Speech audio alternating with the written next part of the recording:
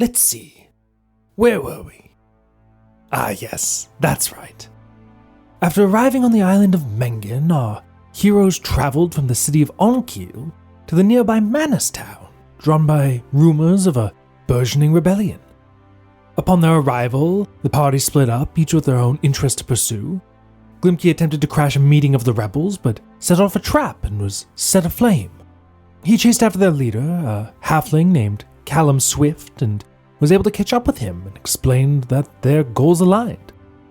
Callum told Glimki that in order for his fellow rebels to trust him, he would need to prove himself, and Glimki determined that the best way to do so would be by finding the nature spirit Edigan and proving that he had called for his help.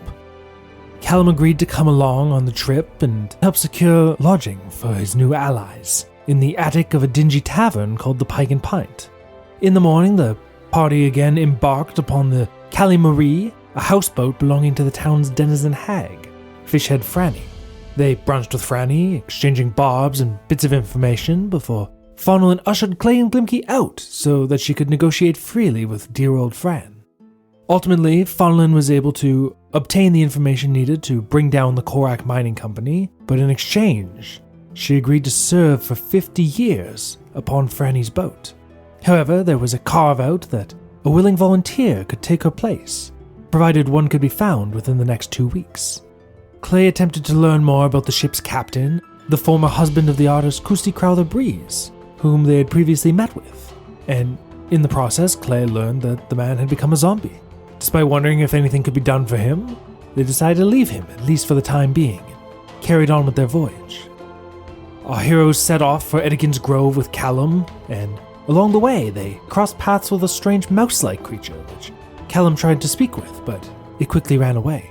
He informed the party that the creature was a Brigganok, an elusive species living on the island, and the only group to work in the mines other than the dwarves. Callum wanted to talk to them and see if they could be potential allies, but thus far he had been unsuccessful.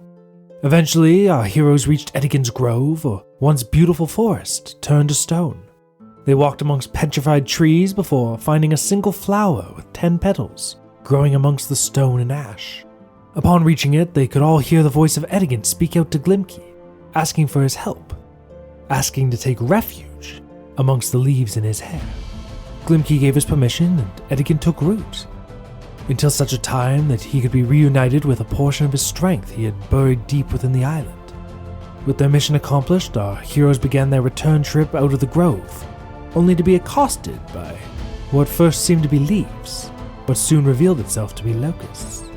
As a familiar man, Thyme Zahir materialized in front of them. You already said all that. No, I did not. You're wrong. On with the story.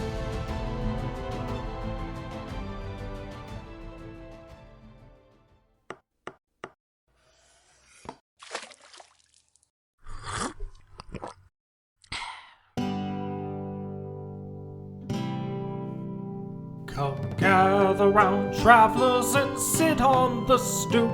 We'll tell you a story about Bard Soup.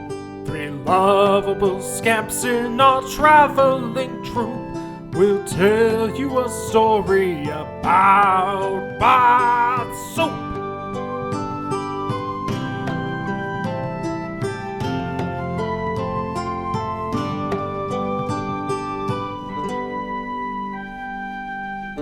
It's super time.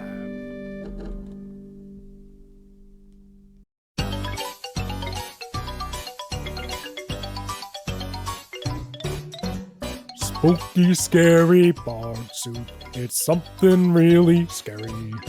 I didn't shave my face today, so it's looking pretty hairy.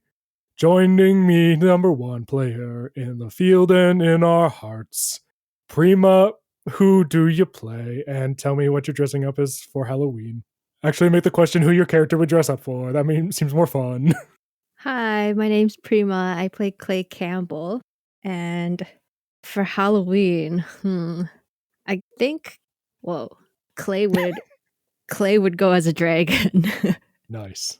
Yeah. It might be sacrilegious, or it might just be sick, But number 2 has hair with leaves and also hair with sticks. Nice. Jordan.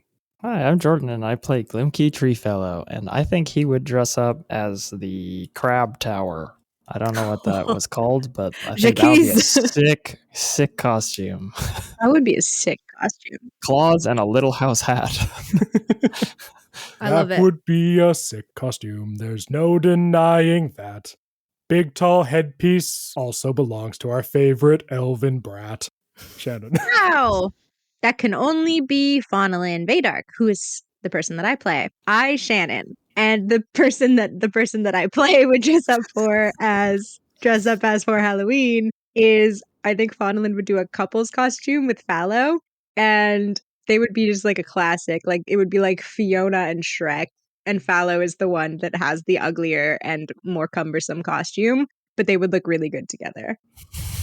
Or it'd be like Daphne and Scooby-Doo. Hell yeah.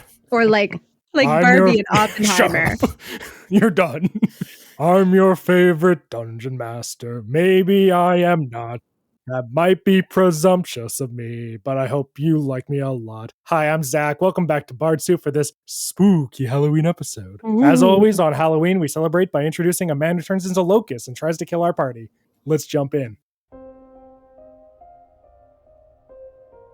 Ash rains down, filtering through leafless stone branches.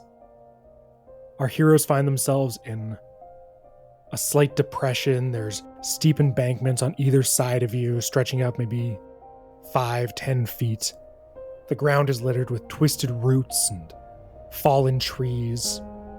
Several large boulders, all covered in a thick layer of ash. You can't help but notice that there are small fissures in the ground, likely the result of the recent seismic activity plaguing this island.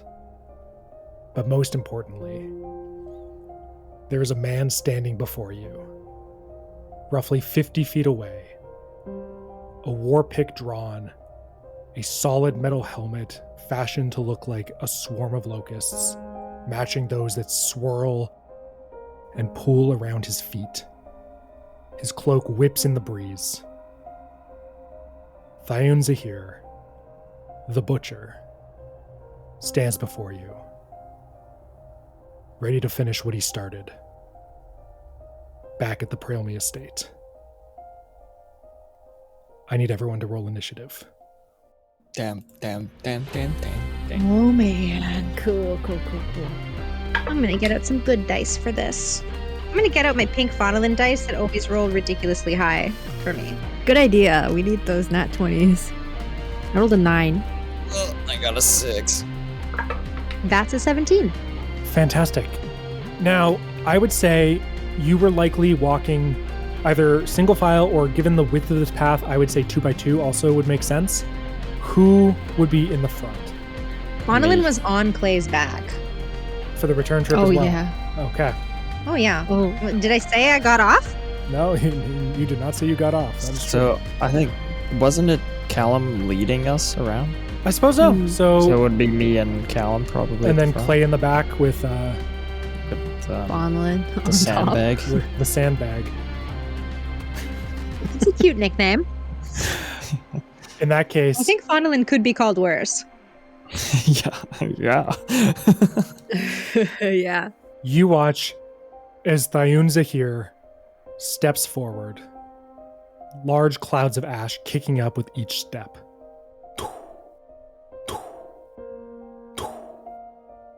He's going to take his war pick, sort of draw it across his body, and then just whip it out towards Glimki.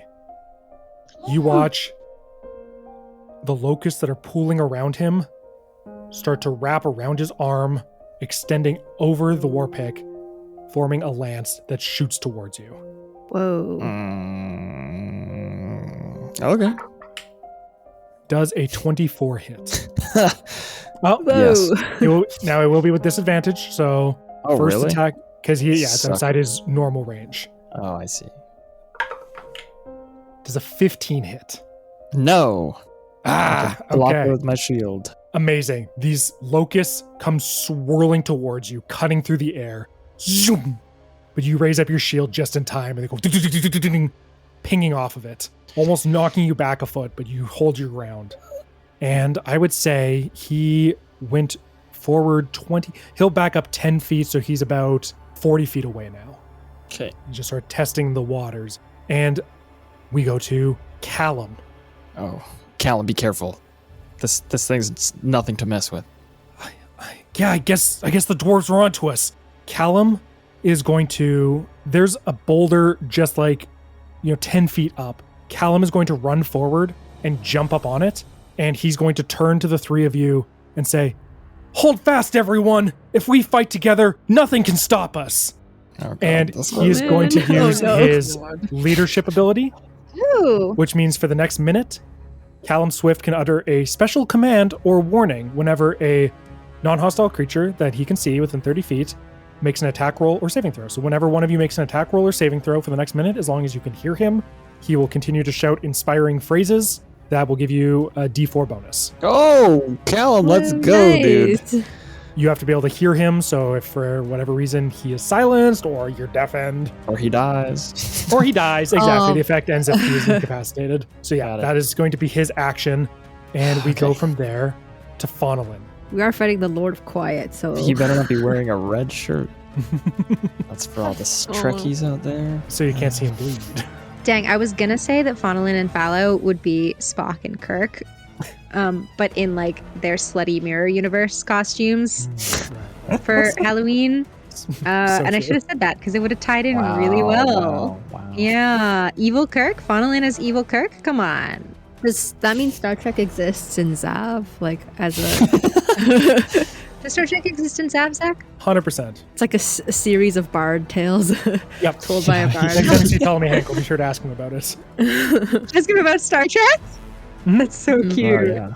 He's wasting time writing Star Trek songs when he's supposed to be writing about the captain. What the hell? He's a free spirit. Sorry, not to ruin the vibe. It's battle time.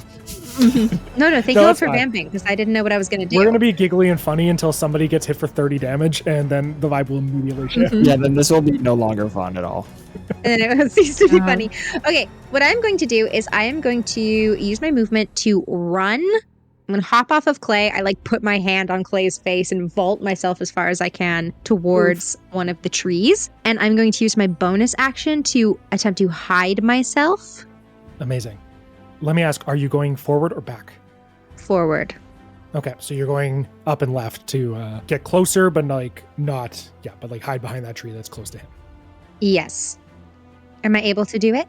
No. It's too far away, I think. It would be about 50 feet, I think, or so to the tree. So if you wanted to use your action to dash and then your bonus action to hide, you could. Otherwise, it would be a bit far. There's trees behind you that are closer. You could slip off one of those if you wanted to stay further back. For this turn, I'm going to do that because I'm trying to get advantage, and I'm pretty sure somebody else is going to end up in melee range of him by next turn. So this turn, I will run further back and hide behind a tree that's closer to me. So I hide behind this tree. I dash behind these bony branches, and I lose myself in the branches, and I take a quick breath before immediately unloading my short bow and attempting to, through some of the branches, shoot him. Amazing. Give me, first off, a stealth roll with your bonus action to see if you gain advantage on this attack. Okay. Oh, that's a cute little 21. Can I do something for you? As the locusts clang into Glimki's shield, they scatter, slightly obscuring the field of vision. And I will say you are able to dash to the nearest tree, hide behind it, take a breath, and then come out, arrow drawn. Oh, lordy, that's a 10 to hit. With advantage? I have advantage! I forgot! That's another 21. 21 will hit. That's 2 15s today. Give me damage and don't forget your sneak attack. I never do. I never have and I never would. That's because you've never attacked. Yeah, this is the first time So true. you've done a move that is based within the confines of the rules. Maybe since episode 7. Yeah. Zach actually ruined my life here by putting me in a field for combat where there's literally nothing to try to light on fire. Like, what am I going to do? I'm going to I also made the attack trees like stone. a plebeian? The trees are literally stone. Did you do burn them if you I tried. wouldn't do this. Was that a Shannon-proof measure? Just bad. This is going to be a lot of damage. I can already tell based on vibes. Oh, that's a 1. That's 13 damage. 13 damage. Not bad. Okay. Yeah, you shoot him, and I think he is going to locust shift. You hit him with this arrow, and it catches him in the shoulder, but as it hits, he is going to burst into a cloud of locusts and then reappear 10 feet to the side. He just shifts over in the swarm, so he is going to have the damage he takes from that attack. Using his reaction to do so. Interesting. That is the trouble of shooting an arrow at a swarm of things that can move. That's what I've always said. That's what I've been saying. Action, bonus action, movement, anything else? What else is there? Don't forget, also for what it's worth, despite the fact that you hid, Callum would have been like, and remember, you're the greatest fighter I know. And you could add a D4 to Oh, to my attack or to the damage? the attack. So you don't need it for this round, obviously, but remember that going forward. Got it. Yep. Good to know. Callum, I'm gonna need you to say some more stuff that's realistic because we just met, so that one's not gonna work. That's not realistic? You didn't think that one's realistic? I just mean it's not Ooh, based I in can't reality. get I just mean it's not Because based in I'm reality. He doesn't know us. Oh, because I have a wig? Because I'm pretty and beautiful. I can't also be a fearsome warrior? This is also the first time I'm Locust seeing you do pressed into this. Faunalyn's mouth. Sorry, I meant to say you're the prettiest warrior I know. Well, that's actually, now it feels condescending. We go to Clay. Faunalyn slides off your back, runs off. Callum runs forward and starts shouting at you guys. Glimki has his shield out. What are you doing? I remember you said burning hands at the end of the last session, but like... Instead of burning hands, I'm going to cast Scorching Ray. Okay, amazing. Create 3 rays of fire and hurl them at targets within range. I will point out to you that he is there, and you see as he shifts around, you can see that there are a couple of swarms of locusts kind of pooling in, like, seem independent of him. So he is not the only combatant. Similar to last time you fought him, he seems to have a couple of swarms of locusts in tow. Is he himself like one target, or is he like individual locust? So most of the time he appears solid, but then it seems at times he's able to just like burst into a cloud of locusts and then reappear as a humanoid shape. Okay, all 3 rays go directly to him. Amazing. Clay's gonna extend her hands and fireballs come out. These bursts of dragon fire burst from your fingertips. Give me 3 attack rolls. +7. Whoa. That's 22? Ooh, That hits. let's go. Yay. Should I roll all the attacks and then all damage? Yeah, give me all 3 attacks. If they're all 3 are going at him, give me all 3 and then... Okay. That's 20. Not Amazing. natural. And that's 17. All 3 hit. Callum is looking at you and saying, yes, burn him. The dwarves won't know what hit him. And the 3 fire blasts come firing out at him. Give me, is that a D6 or 2D6 per? It is 2d6 fire damage. Damn. Per. Okay, 66 fire damage. Wow, holy. Let me pull out all my d6 for this because that's... I don't have that many dice. Oh, I rolled... Okay, let's see what that is. 12 plus 7. 19. 19. Holy shit, this is a good spell. Okay. Doom, doom, doom. You see some of the locusts that are clinging to his armor, just wings flapping, incinerate. His cloak starts to smoke and he pats it out. There should be a yell, something to indicate the pain that he's undoubtedly feeling. But he doesn't make a noise. His head turns to look at you. Appearing before us was a big mistake. We're gonna end you this time. And while he's distracted with the Scorching Ray, she's gonna cast her spiritual weapon as a bonus action behind him. Haha, not this time, muchacho. You can't cast 2 leveled spells in the same turn. Okay. If you want to take back that 19 damage and cast spiritual weapon, I won't stop. No, I'm still gonna keep 19 damage. No. I'm gonna just run towards him then. Okay. With all your movement? Let me see, what is my movement? 30 feet. So I get like, what, halfway there? Yeah, you'd be with about 10 feet away. Oh, wow. Okay. Yeah, I guess I'll go up towards. Where are his locust swarms located? We'll say that he left one behind when he shifted, and then we'll say one pooled kind of near Glimki. Like he's kind of coalescing around Glimki from the ones that were shot off by his ranged attack. Okay. I think Clay's going to try to go towards the tree on the hill, on the side. Left tree on the hill or right tree on the hill? Left, I guess. And if she has any movement left, can she try to like go up the hill? I would say with your movement speed, you can get right to the base of it. Okay, then that's where I'll go. So you dash over 30 feet in a diagonal. Faunalyn dashes to the right and hides behind a different tree. It is the turn of the locusts. Ah, yes, it's the turn of the locusts, yes. So, one swarm, what's their movement speed? 30. Okay, one swarm is going to dash towards you, Clay, so they're going to use all their action, or all their movement and their action to traverse the distance and start swarming around you. They don't have a chance to start biting yet, but they will. The ones that landed next to Glimki are going to start swirling around. They're going to move into your space and start biting. Does a 21 hit? Yes. Okay. Shoot. You take 10 piercing damage as they start finding openings in your armor and your clothing and start tearing at your skin. God damn. Okay. Swarming. The noise is just deafening as they all around you. That is the locusts. And we go to Glimki. Would moving from the locust provoke an opportunity attack? I'm going to say no. Okay. Maybe technically, hey, kids at home, it's been a while since we've talked. I don't give a shit. Nice, hell yeah. Because I don't give a shit either. Glimki's gonna try to swat away the locust and start running right up the middle, his 25 feet, and then he's gonna stop, and I'm gonna take the dodge action, but in this case, flavor it to just be shouldering up behind his shield. Gorgeous. To like get ready for the next attack. Okay. You dodge, and Thyme moves in to strike. He is going to attack you with disadvantage. Yeesh. Twice. The first attack is a 17. Nice. Glancing off the shield again. Oh.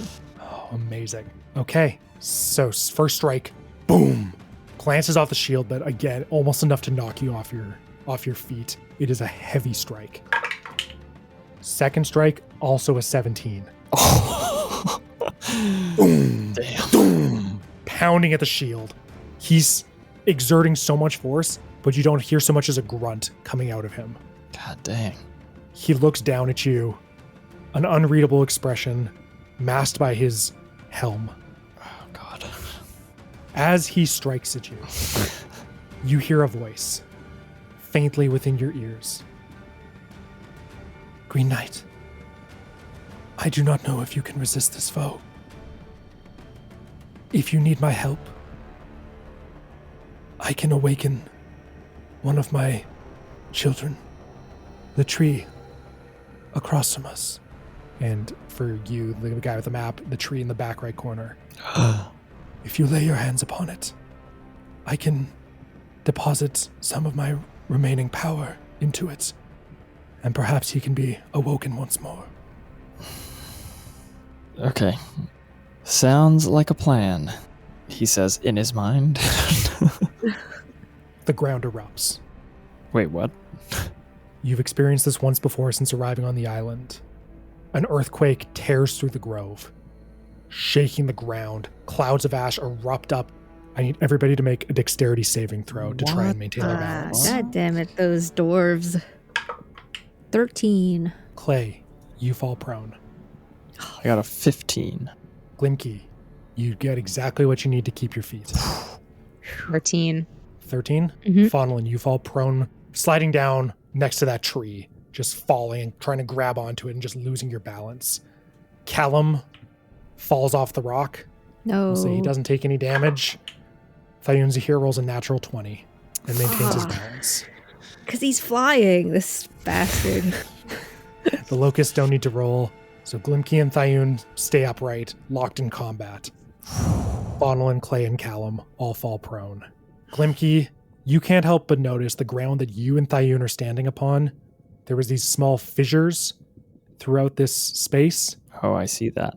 The ground appears to be crumbling. Oh, shit. It hasn't given yet. You don't know if it will, but it seems like something has been dislodged, and it probably is the ground you're standing upon. Uh-oh. Callum, who is prone, is going to stand up and pull himself back up onto the rock. He's going to pull out a skinning knife, a fishing, like a knife he would use to peel a fish. Peel a fish? Do you peel fish? Hey, I was born in the prairies.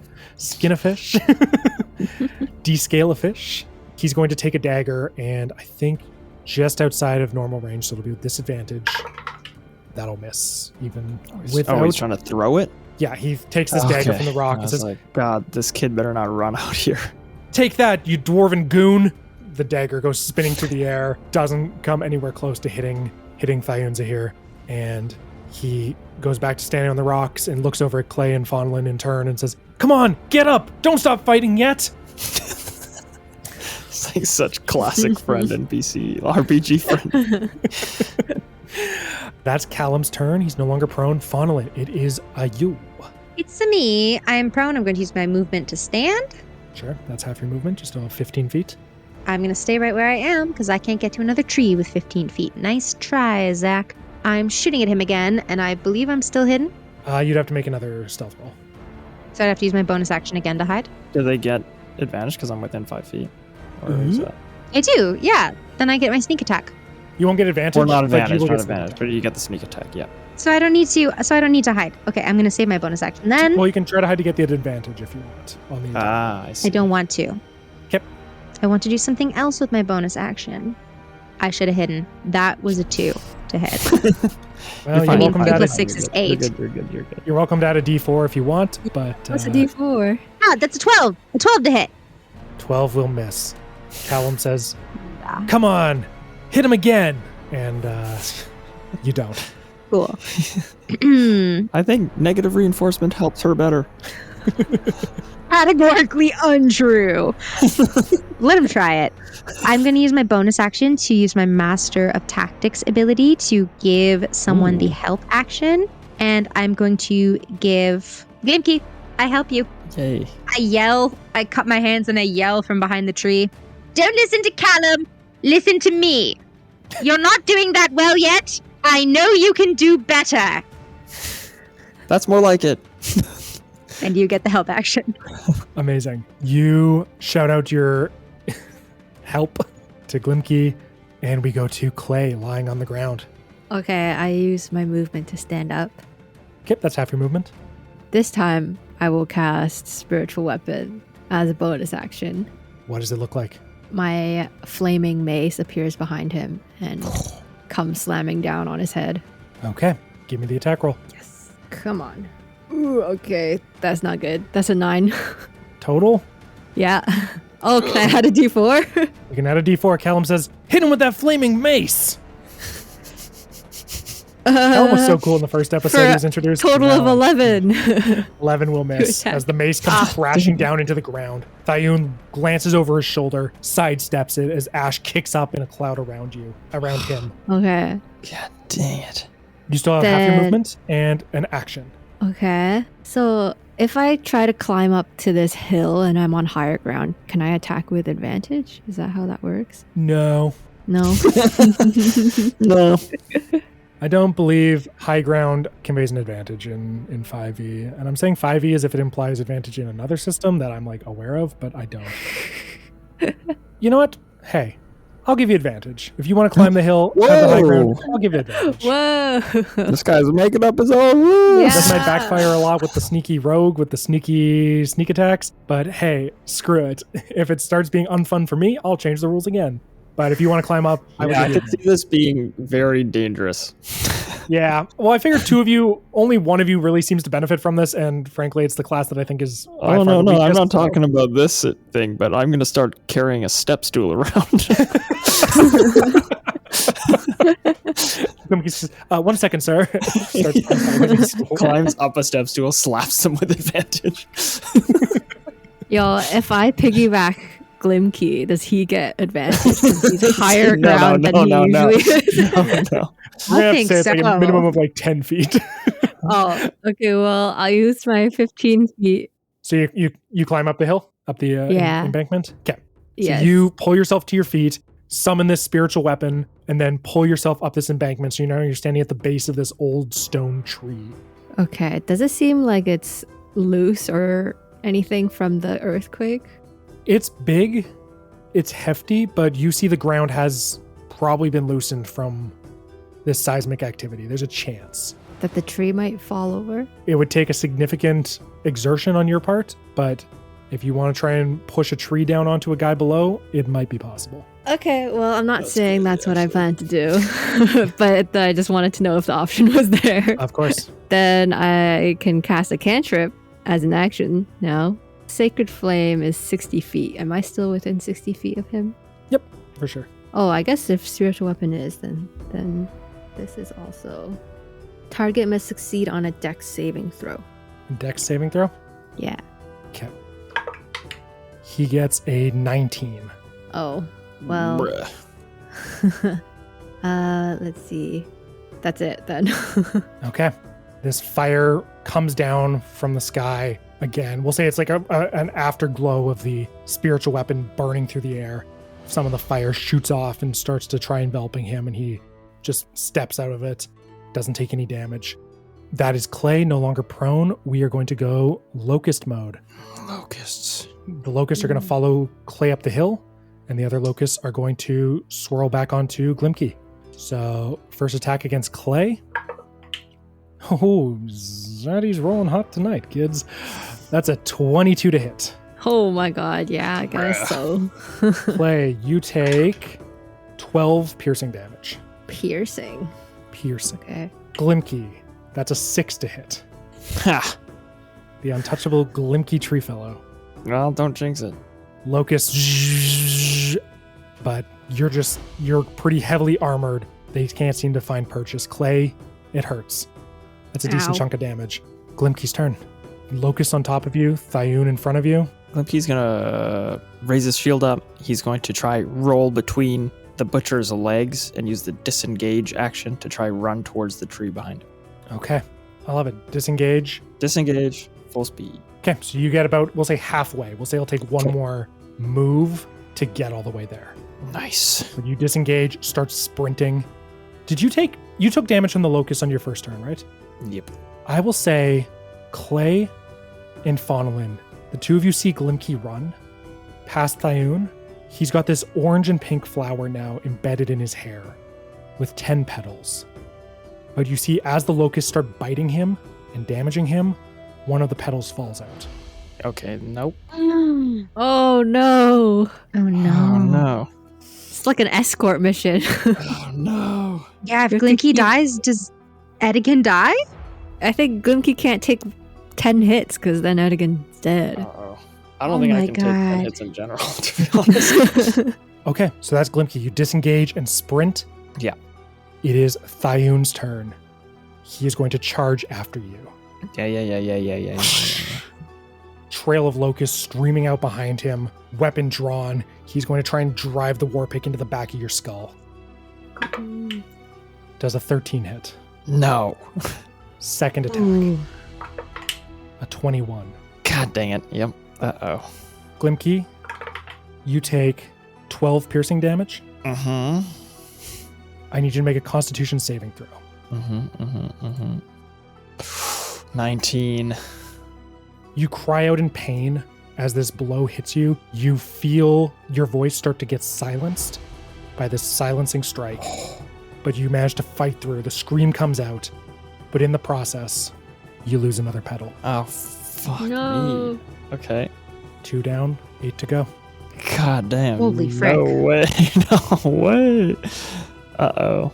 We have to end this quickly. The ground Oh, collapses. fuck. Deck saves. I'm going to need a dexterity saving throw from both you and Thyme Zahir Oh, fuck. as the ground Uh-oh. tears open, falling into the Oh, void. shit. The tree that was closest to you is uprooted and tips over, balancing perilously on the edge of this cracking, crumbling, collapsing ground. Holy. I can add a d4 to this, or? You can add a d4 to this. Oh, thank fuck. Wait, so where are you I guys mean- standing? Oh, I rolled a 4. That's an 18. An 18. The ground is falling out beneath you. You're not going to make it. Callum shouts, "Go, go, go!" And you jump with everything you've got, managing to just grab onto the edge of this ravine, pulling yourself up, catching your breath. God damn. Thyme needs an 11 or higher. It's a 50-50 chance to see if he keeps up with you or falls into the hole. Natural 1. He rolls a 17. Fuck. Ah, damn. He bursts into a cloud of locusts, swirling and once again coalescing next to you. Unrelenting, unyielding. It's Callum's turn. He's pretty freaking far away from you.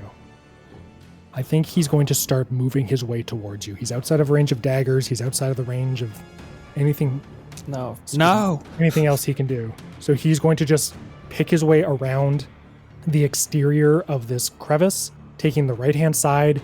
He'll run over, jump over some of the smaller gaps, keeping a decently wide berth in case there's further aftershocks or collapse. We'll say he gets about halfway to you by dashing. Faunalyn, it is your turn. Am I able to run up to Glimki? Nope. You are maybe 90 feet away. Mother Even with a fricker. dash, you'll only get 2/3. Even with a dash, I'll only get 2/3 of the way? You're sick and twisted. Sick and twisted. Okay, And fine. you had the chance to go forward or back. You went back. I bonus action, dash. And then I action, dash. And then when I get close, I'm going to taunt the butcher because you're going to lose all your flower petals. And I'm going to yell, "Oh, are you addicted? Do you want to get high again? Do you miss this stuff? Don't worry, we can hook you up. Do you still have ceviche in her ass?" Faunalyn. I'm not even going to have him roll for this. His head turns to look at you.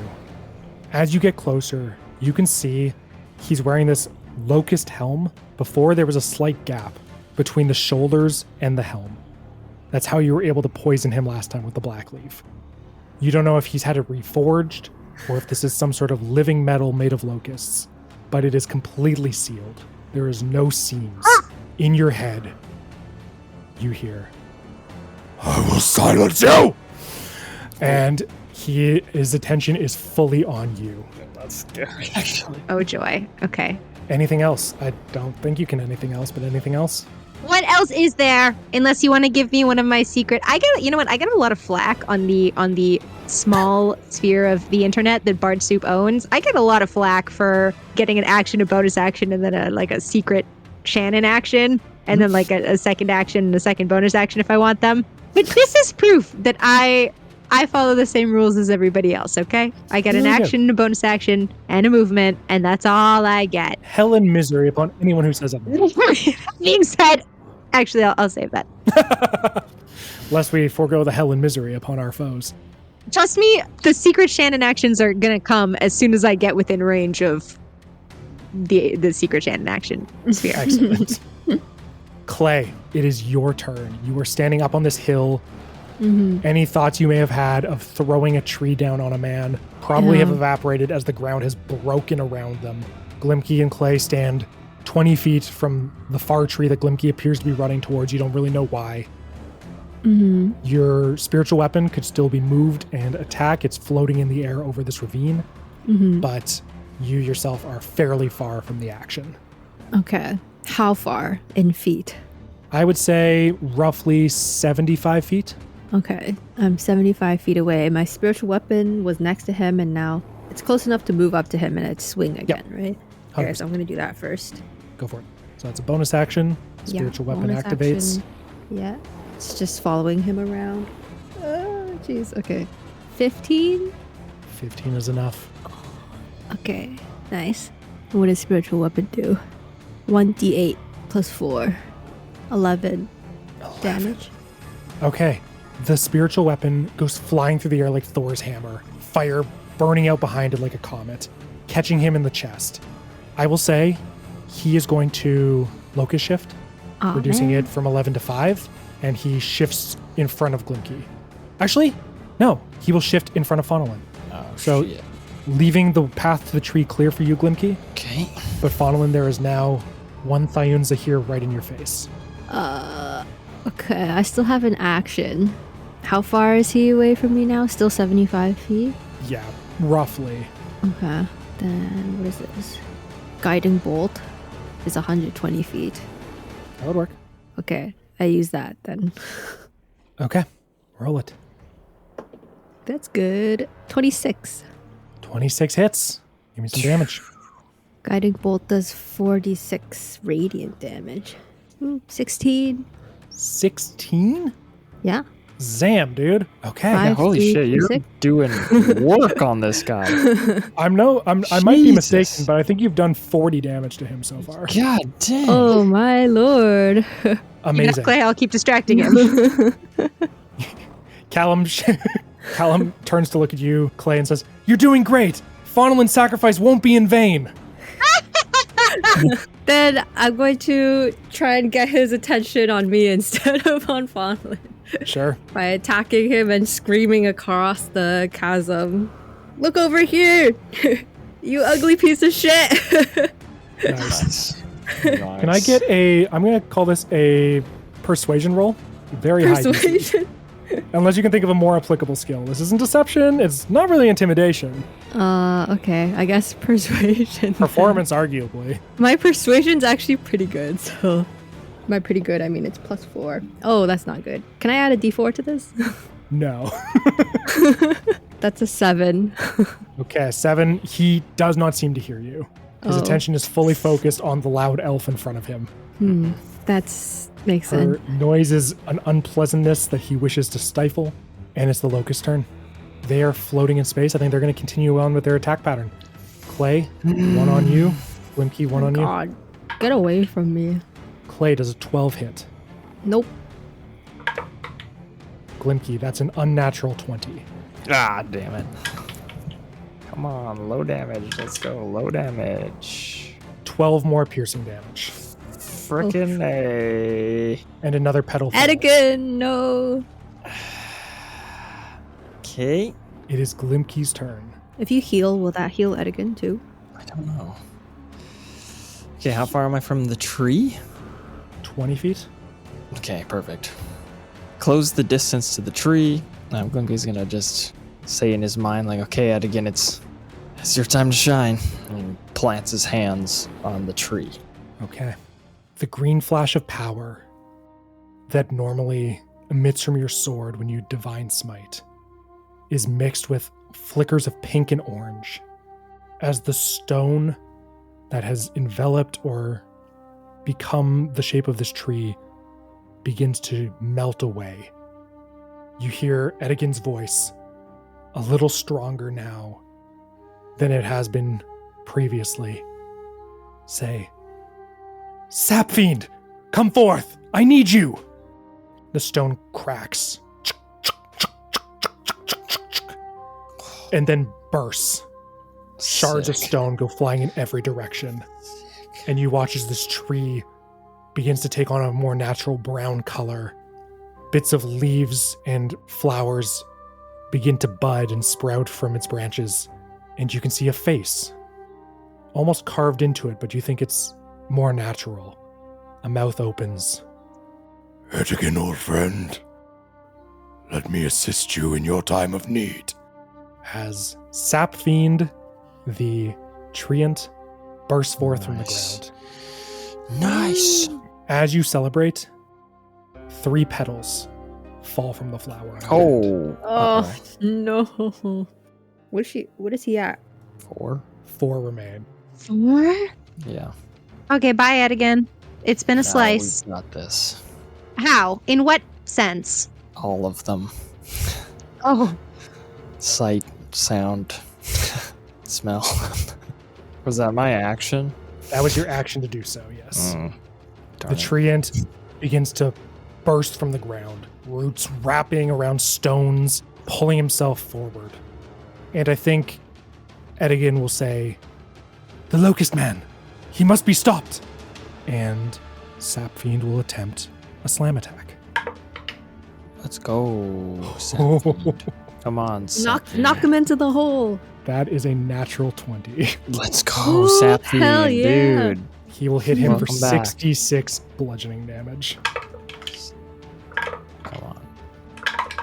28 bludgeoning damage. Thyme here, thinking that... Oh. How's he looking?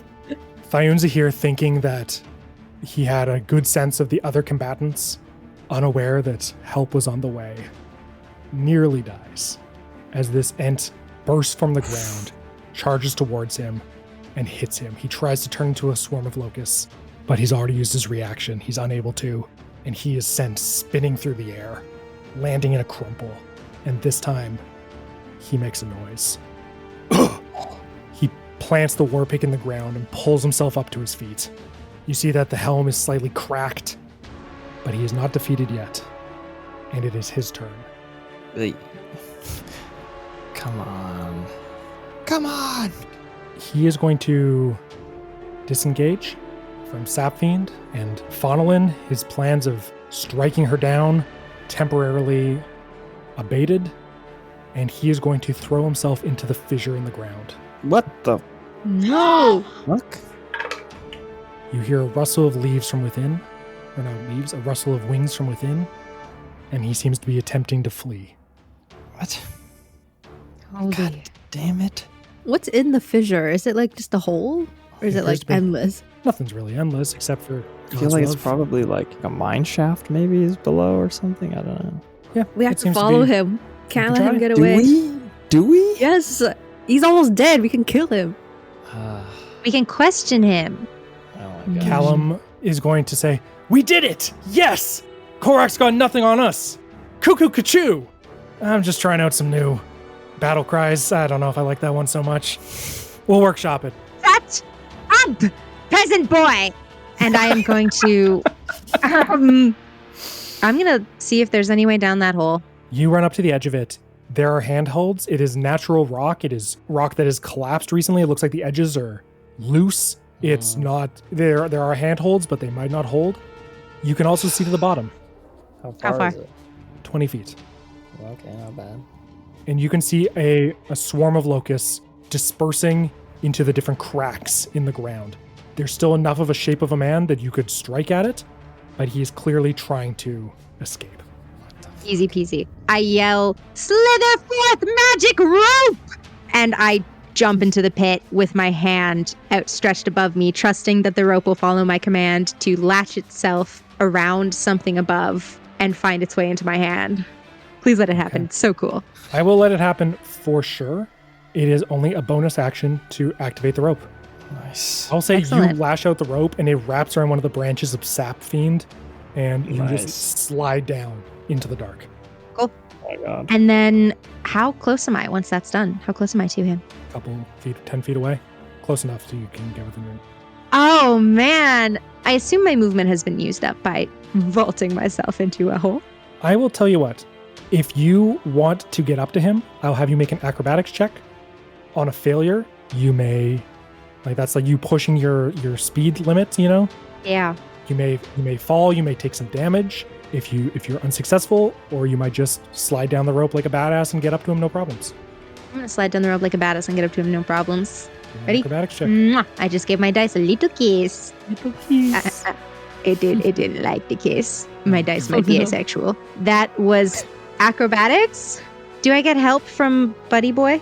Sapfiend? Nah. No, D4. No, from Talon. the peasant boy. Oh no, that is only for attack rolls and saving throws. What is the use of him? Okay, I got a 12. I will say you have your choice of taking some fire damage as you burn your hand, rope burn, Yep. or not being able to reach him in time. Oh, 100% I want to take some damage. Hit me. You take 4 fire damage. Easy peasy. I've been on fire before. You guys know that. Okay.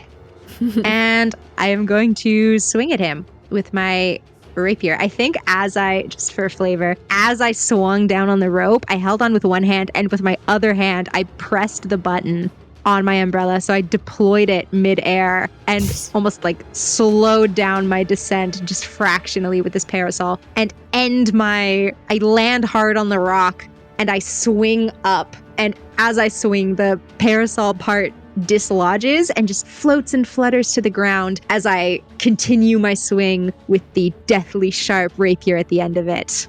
Amazing. Give me an attack roll. Ooh, that's not bad for once. That's going to be... Oh, and I get a +4. I get a 16 to hit. 16 will hit. Okay. Yes, You kill him. know what? Credit where credit is due. That was all Callum, because I didn't have him without Callum. What does Callum say? Yeah, Callum says, stab him! So helpful. Okay. And I don't have sneak attack for any kind of reason. Nope. Ooh, but I rolled maximum damage. That's going to be... Oh, it's... Frick. I forked up. I rolled a d6 instead of a d8, and I got a 6 on the d6, but now I have to re-roll with d8, because I was supposed to roll a d8, and it's probably going to be less than a 6. Max damage. What? It was an 8! Oh! Bow, bow, bow! Bow, bow, bow! Oh, shoot! Cool. So that's going to be a super sexy 12 non-lethal damage. No, kill him. You needed to do 8 or more as he attempts to locust shift once more. But you just pin one of the locusts at the center of his body to the ground. And as he tries to dissipate, his body pulses Oh my gosh. and then coalesces around this rapier. He lies on the ground bleeding and unconscious. Whoa.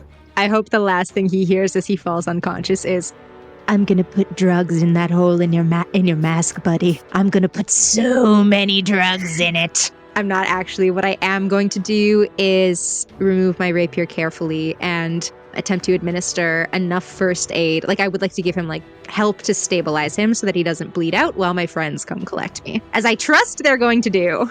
As he is knocked unconscious, the swarms of locusts that seem to be bearing more intellect and more directionality, intentionality before, revert back to their base state. And they just land on a couple of these stone trees, look for leaves that no longer exist, and stop attacking you. And quiet is restored to the grove. Faunalyn? I'm alive! Somebody come fetch me. We have a prisoner. Did you kill him? No. I did stab him, but no, he's still alive. I want to question him. I'll make sure you tie him up real good. How do you tie up Locust? We need to put him in like a chamber. Under a jar, each individual locust. Yes. But he's in man form, so where are we going to get a jar that big? Big jar.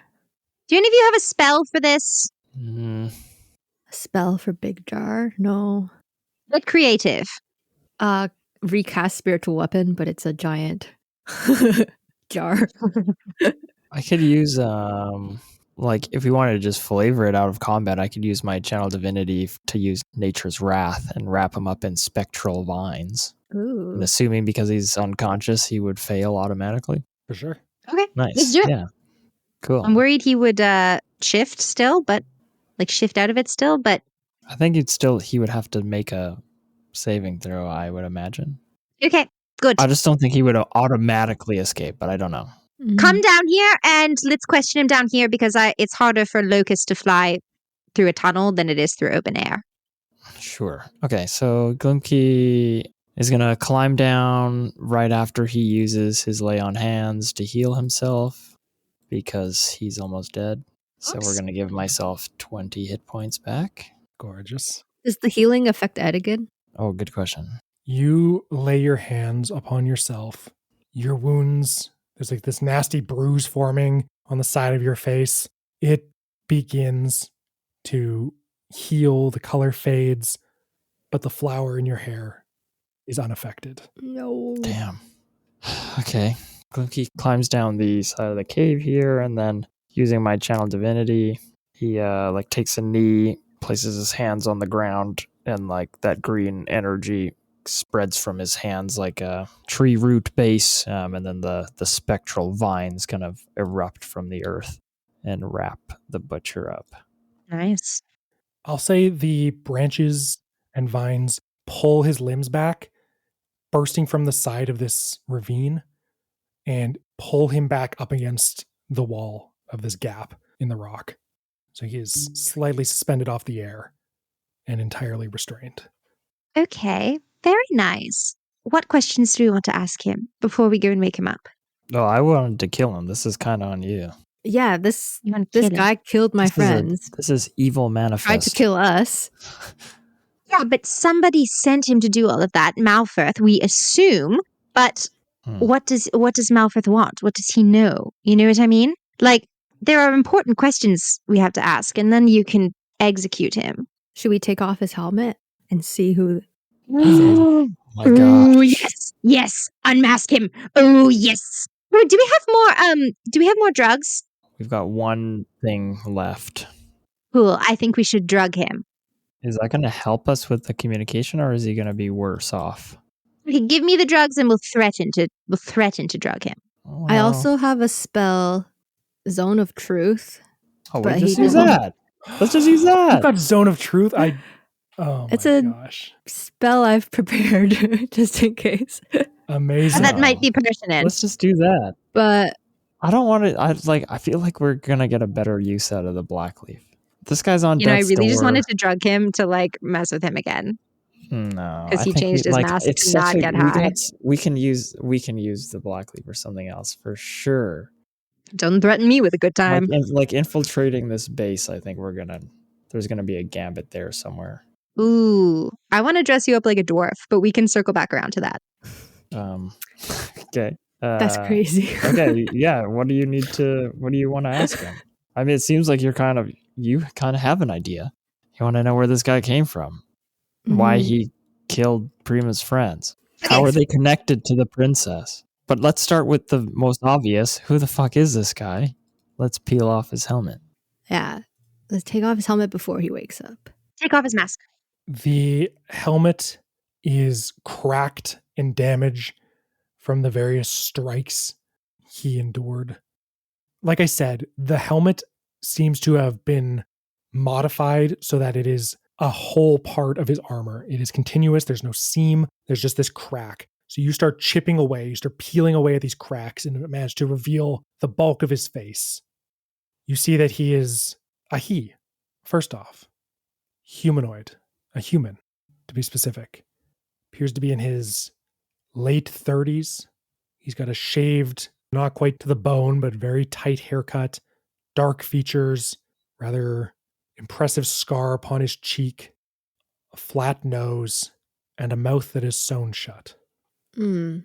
Don't be dissuaded by that. He can talk perfectly well. Yeah, he shouted at us. He shouted Did he? at us. In my head, he did. So he can talk. He's been yappy. Don't even worry. Okay, well, go ahead. Okay, Wake him up. cast the hyper-relevant spell that you have, please, Claire. I cast the Zone of Truth. The target knows that it's been cast, though. It's the only issue. And That's he okay. doesn't have to answer, but he can't lie to us. And it lasts for 10 minutes. I don't have anything to wake him up with. Can one of you guys give him like a hit point? I don't have anything for that. I'm more of a battle master. Oh, and you guys should stand 15 feet away from him, unless you also want to tell him the truth. Oh, good call. Stand within. I didn't care. Well, I could retroactively remove one of the points from my lay on hands. I'm fine with that. Give him 1 point. He will wake up after an amount of time, but Okay, I'll do that. daylight's Ugh. rapidly fading, Okay. so Okay, I'll do that. Can I just slap him awake? He dies. you slap him a few times and his head just kind of lulls from side to side. And Oh. Glimki comes up and Ew. does the same thing, but slips in a little healing magic. And his eyes slowly open. They're dark. He's suspended from the cave wall, and he looks down at you with just fury burning within them. Good morning, sleepyhead. Did you enjoy your rest? There's no response. He's good. This guy's a pro. Glimki, get the. Would you be a dear? Get the black leaf ready. You tried one Okay. question. I'm just get it ready. Just get it out. Have it on hand. We're still talking, Mr. Zahir, or should I call you Butch? Tell me, who are you? There's no response. Oh my god, this is going to be so tedious. I will say, Okay. as you are talking, you are by nature an insightful person, his eyes are darting around, and they are not, it's not a look of fear, it is a look of calculation. He is looking for a way out of this situation. Oh. Glimki, would you prepare yourself for an escape attempt from our friend? If he makes any move to escape, can you beat the shit out of him with your weapon? Glimki pulls out his sword, puts his shield on the ground, and sits on it, like, right next to him. He'd be like, yeah, I'm ready. Okay, Mr. Zahir, my name's Lady Vaydark. We have a few simple questions for you, and if you answer our questions, number 1, I will continue to speak quietly. I think you know from experience that I can be very, very loud. And I'm holding a big metal thing, and I hold up his helmet, and another big metal thing, and I hold up my rapier, and I like kind of mime the way that I could bash his helmet with my rapier and just make a terrible, terrible noise. But I don't want to resort to that. The other thing I don't want to resort to is killing you. I don't want to do that. So I would appreciate if you answer a few questions quietly. We can keep our voices down, and then we'll see about letting you go. Are you amenable to that? I need to know, are you being genuine? So I chose my words very carefully there. Faunalyn does not want to kill him, to resort to killing him, and she doesn't plan on being the one to do it. So nothing of what she just said is a lie. The possibility remains that anyone else down here might kill him. I think ultimately that still falls within the realm of deception. So I'm going to have you make a deception roll. Does the zone of truth give me disadvantage or anything? You're standing outside of it, aren't you? No, she said she didn't. Oh, you in said it. you are. I said I was going right in there. So I don't Faunalyn didn't think she was I don't lying. think you can lie. You create a magical zone that guards against deception.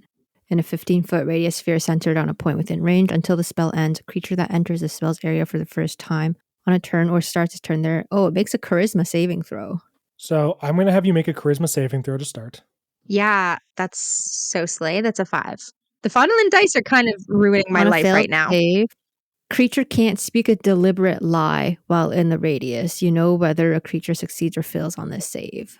Now, this is a weird thing because I hear the wording that you have provided, and I think that falls within the purview of not speaking a deliberate lie. Like you've kind of talked around the issue to some extent. I'm still inclined to call it a deception roll, but you can make it a persuasion roll if you would like. I would way rather make it a deception roll. Deception I am better at. Yeah, we're going to say persuasion because you're in a zone of truth. Bro! Okay, that's a 15. We should have given him the drugs, guys. He looks down at you, Faunalyn, slowly nods his head. Amazing. Okay. Who are you? They nod in a zone of truth, I guess. If that You is cannot that. speak a deliberate lie. Oh, we're all getting into the semantics now. With words, please. He kind of juts his chin forward, showing you his sewn mouth. Clay's gonna go over and rip his mouth open. Faunalyn staggers out of the zone of truth and Loki like almost throws up, but comes back. Clay, you do that, and he screams, Yeah, I guess. and then falls unconscious. Oh man. Fix him. Hey, that was crazy. He can talk in our heads. We didn't even ask him to do that before you ripped his mouth open. Are you crazy? All right, somebody want to wake this guy up? I don't have You any. don't have anything. Oh my god. Clay, do you have a spell to fix him? Can I do a medicine check? or No. something? What? Callum, can you fix him? No, sorry. I'm Holy shit! I'm talking to Sapfiend up here, and this tree shape leans over the ravine. That tree was my friend, and he points at the stone tree that's kind of fallen into the crevice, but not a very good one. So listen, Sapfiend, I think if you're interested, there's this rebellion going on. Rebellion. Oh my god! Oh, okay! Can we do a medicine check on him or what? Please Let's do a medicine check. Do you have a healer's kit by any chance? Healer's kit. No. Clay. Surprisingly, no, I don't think so. I have a thieves' tool somehow. Can I look inside his mouth? Sure. What does it look like? Is there a tongue? There is a tongue. His lips are bleeding from where the stitches have torn. You see on his tongue, in fact, there is a tattoo. It is a dark circle with a line through it. Oh. The keep out symbol. It extends beyond the barriers of the circle. The Imagine, mute for symbol. lack of a better description, he's like like- a minimalist drawing of Saturn. Right. If you'd like, you can make a religion check. Yeah, sure. I'll make a religion check. My religion is notoriously bad. Mm-hmm. Such an interesting healer cleric you are. Yeah, she's not good at very much, is she? It's 13. Just a vibes guy. Yeah. And she hates this You guy. did a She ton of fire hates- damage too. Yeah.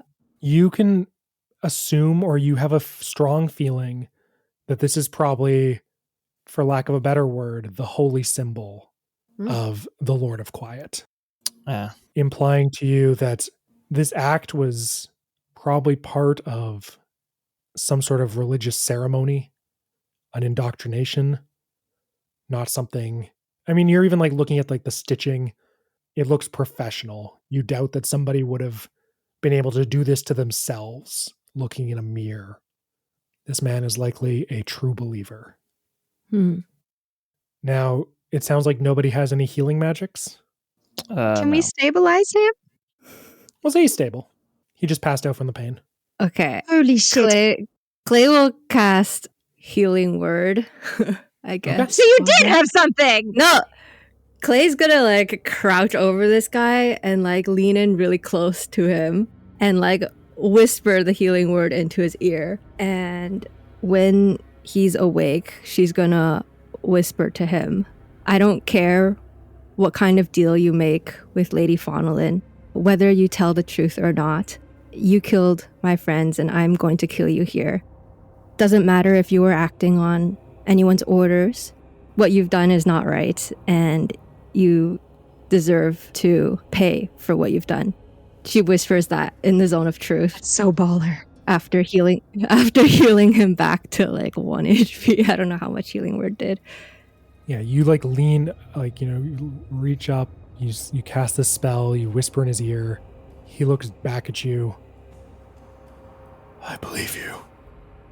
His voice is hoarse. It likely hasn't been used in many years. Cracks as he speaks. He looks at you with resignation. Was it worth it? Whatever Malfirth has over you to make you do this? He doesn't have anything over me. Your friends were nothing but coin. How did you find us here? I've been following you since the ship. A locust here. A locust there. Almost lost you on the dragon, but managed to keep up.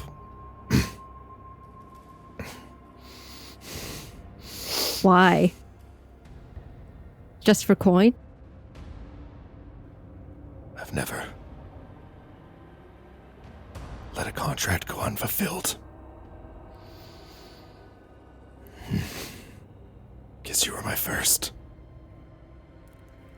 Where is Lord Malfirth now? If you let me go,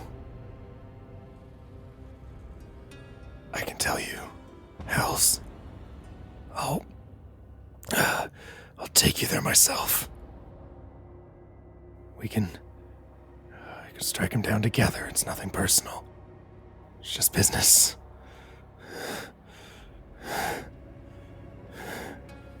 He's saying this in the zone of truth still? He is. I really want to kill this guy. He's offering to take us to Malfirth. And he's in the zone of truth, so he must be speaking the truth. Yeah. So now I'm like, do I let him live? I do want to kill him. Question, have I been able to hear any of this exchange? He is talking. It is quiet, but there's, other than the murmurs of a tree and Callum up above, there's no other noise. And I'd say you can make out the details of this conversation. And we know he failed his charisma save, right? Clay would know as the one who Yeah, cast. I'm going to say Yeah. for the time being, Zone of Truth is a spell that like every 6 seconds I have to like make a die roll, whatever, right? And I'm just like, for the I see. time being, until a time arises that you touch on something he doesn't want to talk about, Okay, I see. then he's just I'll going know to if he's be trying going to with it. fight. Yeah, right. Got it. Right now he's not trying to resist. I He's see. trying to survive. Clay is debating whether or not to take this path of vengeance, yes? Yeah, she's debating whether to let this guy live or like avenge her friends and kill him anyways. But like letting him live and lead us to Prince Malfirth, who's ultimately like the one who ordered the hit on her friends. So Faunalyn approaches Clay and lays a hand on their shoulder and says in a low voice, I will never judge you for exacting the justice that you feel is correct. I would only say that at times where I have wanted bloody revenge, you and Glimki have cautioned me that there might be a more strategic approach. And on a personal note, sometimes I think death is too good for someone. Oh, holy shit! Oh, holy shit! Oh, shit! Oh my god! Oh, shit! What if? Oh, we're getting out of this deal so fast! What if we take him to Tildy? And have him walk on the thing, and then he doesn't die? And he gets 50 years of punishment. That's pretty good. I don't even have to give the punishment to the guy that I originally bargained the punishment for. And we take him to Tildy, not Tildy, whatever the name is, the other spooky lady. Franny! Shit, Franny! Yes! Don't tell her I called her Franny by accident. She'll be really mad. Whoa. And then he doesn't have to die, and he gets sick vengeance, and we can just ask him where Malfirth is. We can say, where's Malfirth? Faunalyn is talking really loud, by the way. Her voice is just like echoing loudly around the cave. Whoa. And we just Wait learn a where Malfirth is because we can just ask, hey, where's Malfirth? Tell us now. I was going to ask if Faunalyn was telling the truth about the bloody vengeance thing, but it seems kind of moot now. 100%. Faunalyn is driven by revenge. She's not going to judge her friends for wanting it too. Yeah, so how much of that do we tell this guy? All of that stream of consciousness, exactly as I said it, was out loud by Faunalyn. Got it. I got it. okay, I think that sudden burst of energy from Faunalyn probably snaps Clay out of it a little bit, as well as her honesty about vengeance and like being pulled back a little bit. So I think Clay's gonna be like, as much as it pains me to leave you with your life when my friends are dead, if you value your contract so much, then I will allow you the dignity of reporting your own failure back to Malfirth. And you promise here to show us where he is, tell us where he is, and fulfill a contract that Faunalyn has made with Fishhead Franny, and willingly offer 50 years of your life. Otherwise, you die here. Give me a persuasion roll. Oh, can somebody do something to help? I have nothing to help you with, but frick, that was sick, Prima. You're that was scary awesome. today. I like You it. just give me Yeah, the that was health awesome. action. Yeah, you're sick as hell today. What could we say Clay to hates this guy. I don't know. What could we say to help? How about this? I can add, and for your information, I promise the contract is much less abusive than the one you're currently entered into. It'll be a cakewalk, a long cakewalk, a cakewalk compared to what you've been doing. You can roll with advantage. Oh, yes. Okay. Wow. That would have been Wow. bad. That would have been bad. I Okay. That's better. That's better. I rolled a 2 and a 13. Okay. So with my persuasion, that's a 17. 17. He closes his eyes for a long second, and for a moment you think maybe he's fallen unconscious again. But he opens them, and he looks at you, Clay. And he nods his head. Glimki slaps his leg with his sword. Out loud. Yeah, Clay like grips his bloody jaw. Faunalyn has a little handkerchief out over her mouth and is just like slightly gagging into it every time Clay does something gnarly. Am I? He's going to attempt to resist the zone of truth. He's not gonna do it. What's your spell save DC? 15. Charisma's 15. I want to say this guy's charisma must be super low. He's a disgusting man made out of locusts. He opens his mouth and says, "Fine. I'll do it. I'll fulfill this contract." And you know that he is lying. Okay.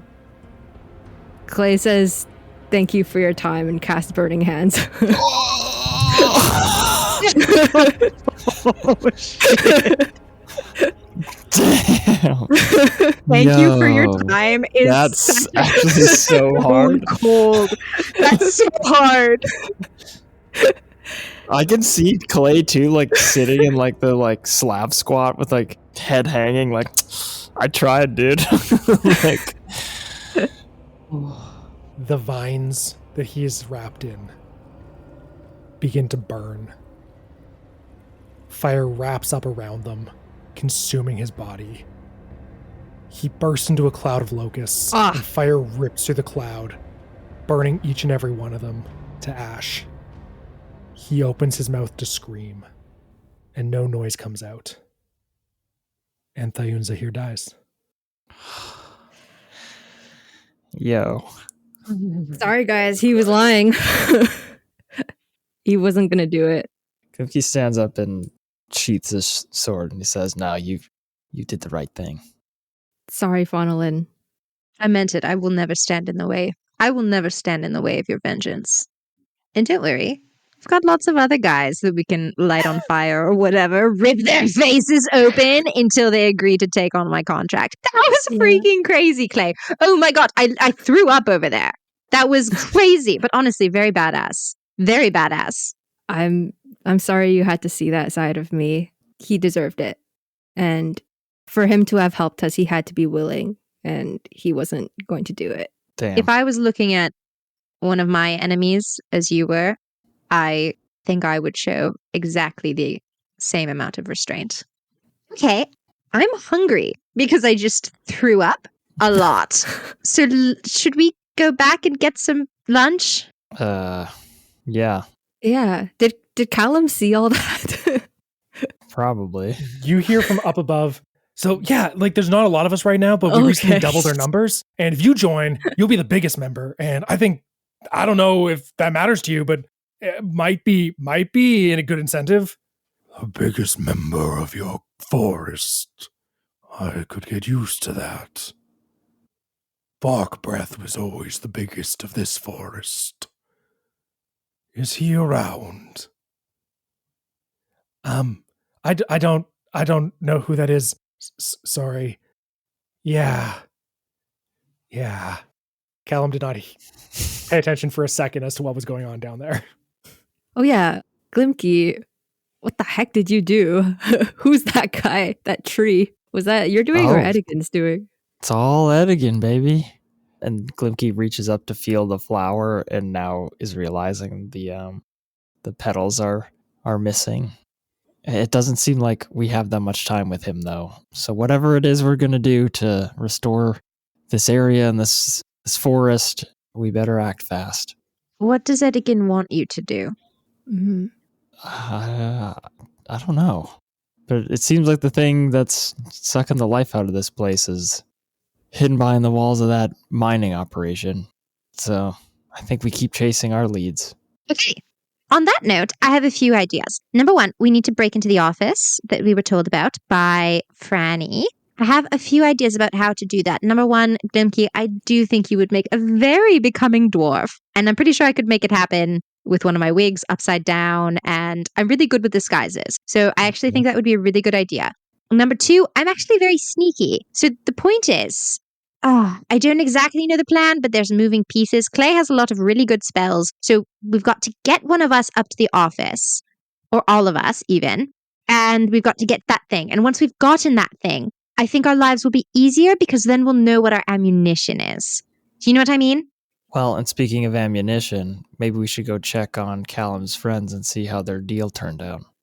Yes, good idea. Because they were buying some essentially black powder, I guess. Yeah. Right? Is that right? Yep. Mhm. So yeah, but hopefully that didn't go south. Or they got like an inside man, I guess, shipping them out some black powder. So it's probably a good idea to head back and see we can link up with them and see how we can divide and conquer. Excellent. And then I do think we should do something to stop the mining operation. Like, I was thinking, Faunalyn can pitch these ideas as they like crawl out of the cave. And actually, before we go, can I look around this tunnel? Where does it go? Yeah, you look around. Give me an investigation or perception roll. That's like my 4th 10 of the night. I'm pretty perceptive. That's a 14. You look around. It seems like it doesn't really go anywhere. Like there's smaller little fissures that shoot off of it.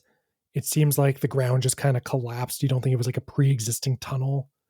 More so just the ground caved in from the earthquake. If there's any larger pathways, they are fully buried in rubble. You look around and does not appear that there's anywhere really to go from here. Is this a natural tunnel or a made tunnel? Definitely looks natural. Mm. It doesn't look like it was like an access path or anything that was previously carved. Interesting. Okay. This is good to know that there's natural tunnels running under this place. I wonder if Edigan or one of the gang would know where another one is, because actually another one of my ideas, I do want to also hear your guys' ideas, but another one of my ideas was that we essentially sabotage the mining operation by spooking, like big noises, something really scary, and say that like they've dug all the way to hell and there's a demon down there. And then we can go around and be like, oh, the mining corporation doesn't care about the lives of the workers. Look, they sent that guy to live on the boat and he fucking died. And that other guy's gonna have a heart attack on the wheel and fucking die. And they don't care about you because look, they dug a hole to hell and all the demons are coming out and they're still making you work. Anyway, I think that would be a useful and creative way to undermine the enterprise. Boost, please. And Faunalyn accidentally like kicks Glimki in the face as she steps up on a higher rock. Excellent. I'll climb up using the magic rope. Oh, good point. Slither forth, magic rope, and she like gets pulled up, and both of her feet hit Glimki in the head, and she zips up, just like her loose feet. Amazing. God.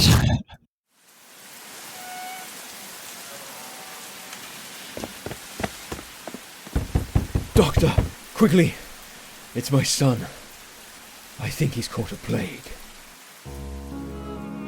Gothica Plague Worlds is a dark fantasy 5e compatible TTRPG coming to Kickstarter in November.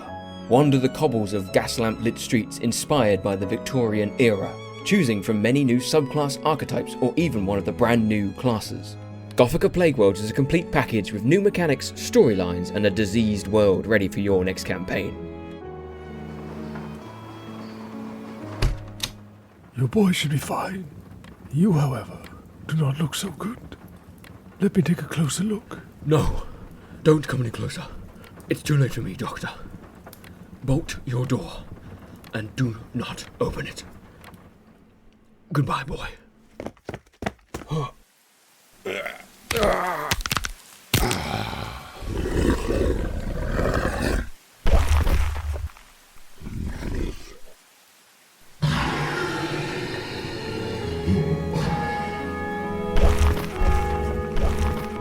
Gothica Plague Worlds goes live on Kickstarter on the 1st of November.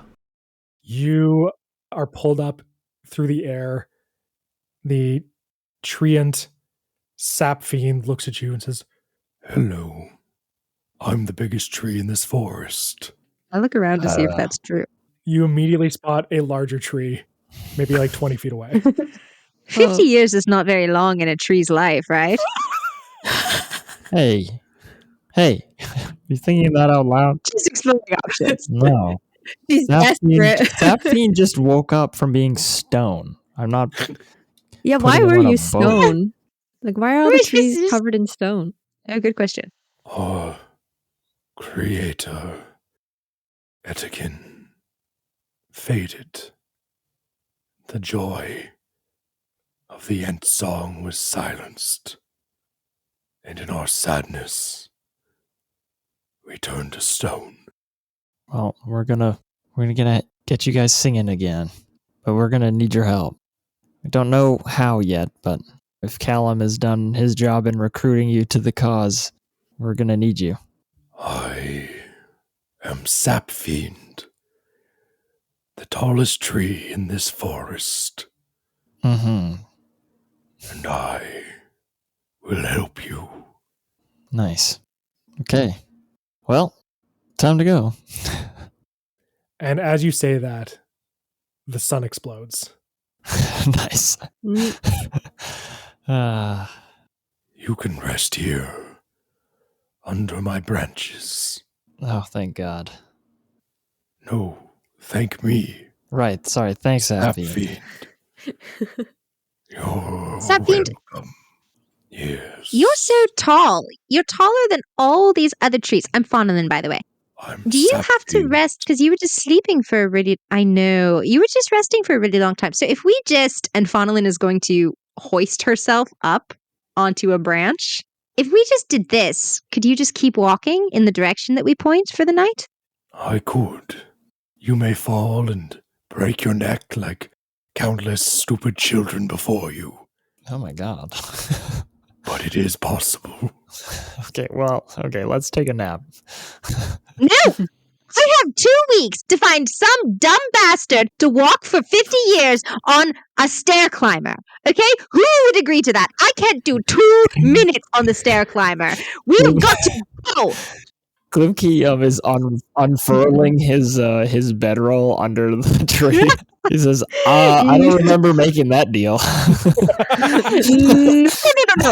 Magic rope slither forth, and I'm going to lasso Glimki's bedroll and yoink it up into the tree. Glimki's fully asleep. No.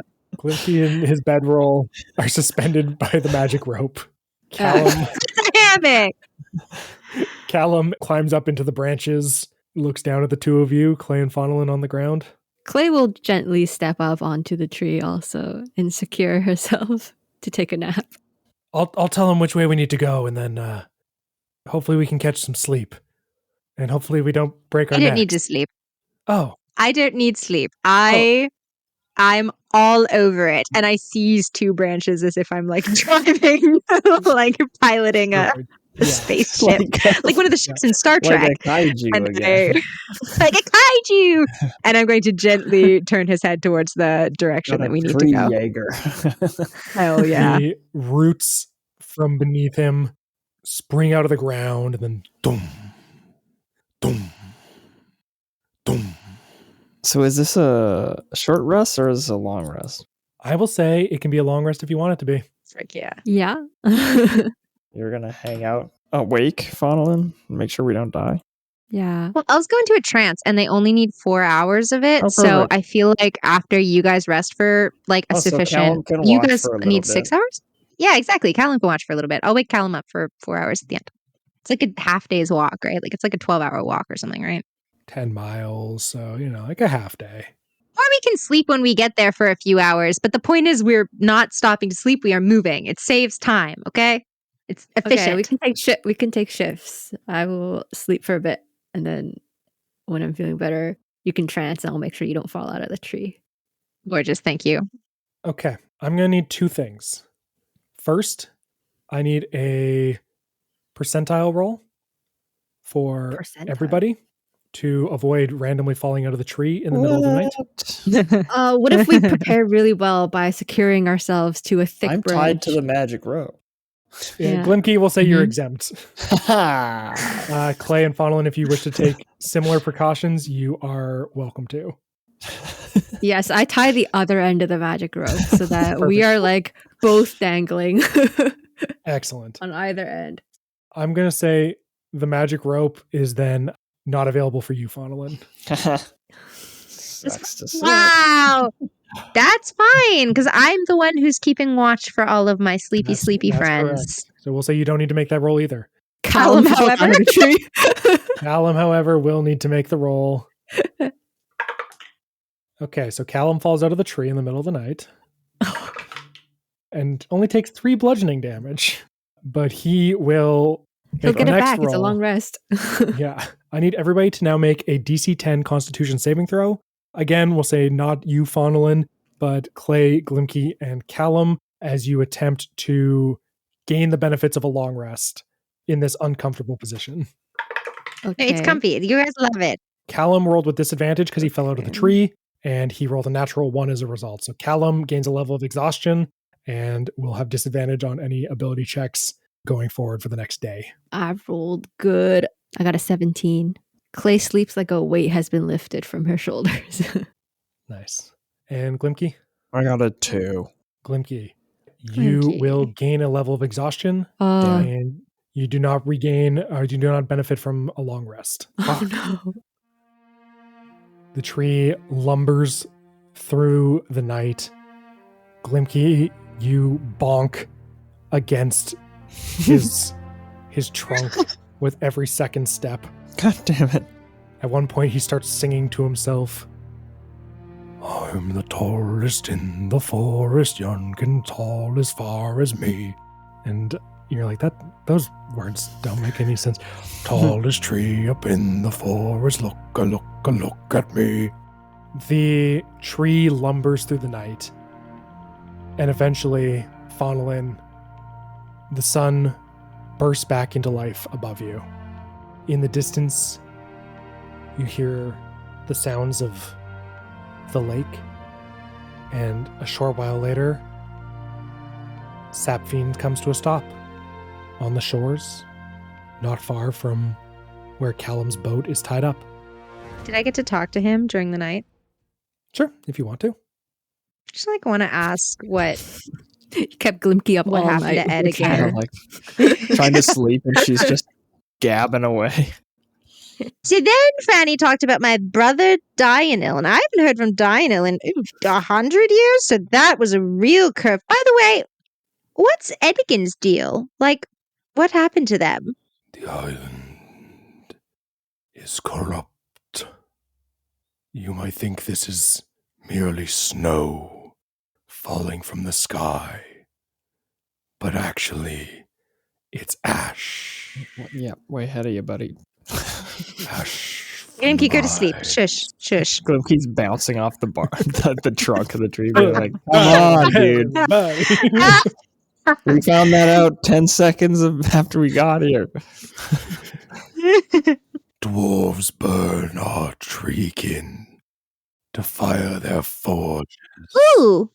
That seems to excite you. Sorry, that was a really inappropriate noise for what you were saying. I just had an idea. Could you finish what you were saying, please? No. I'm so sorry. It's I okay. had a separate thought, and it was intrusive. And I really like sap. oh, yes, everybody you loves do. maple syrup. Yes. I haven't seen my brother in 10 years. 10 years is not that long for you, though, right? Like 10, 50 years. It's not like that long. 50 years is not that long for one such as myself. I think I Right. could do anything for 50 years if I put my mind to it. I bet you could. I like you. I'm glad that we're such good friends. And Faunalyn is going to. Faunalyn is like sitting on the branch. She's gonna like flip backwards like those kids in the show Recess and like dangle face to face with Glimki with one hand on her wig so it doesn't fall off her head. Glimki, since you're not sleeping, even though you're supposed to be, now would be a really good chance to ask about like, I don't know, Edigan. I was thinking, and she lowers her voice and like swings. She's like swinging back and forth. But when her head is close to Glimki's, she says one word at a time and she's like, I was thinking maybe you could learn more about Edigan and the God Council thing, Padishah thing. That's not what it's called, but something like that. And boom, she like hits your head with her head. Sorry, this guy might know something. And she crunches up to sit in the sitting position again. I appreciate that. I feel like the information we're going to get out of this guy is Ed again went away. The trees were silenced. He's the tallest tree in the forest. I am the tallest tree Yes. in the forest. Yes. Also, I don't want to judge. This guy was very helpful to us. I don't know if putting him on a boat is the nicest thing to do. I hate boats. Yeah, see how easy that was to They're figure out? made of my kin. Yeah, see, that's... I yeah. much prefer sap.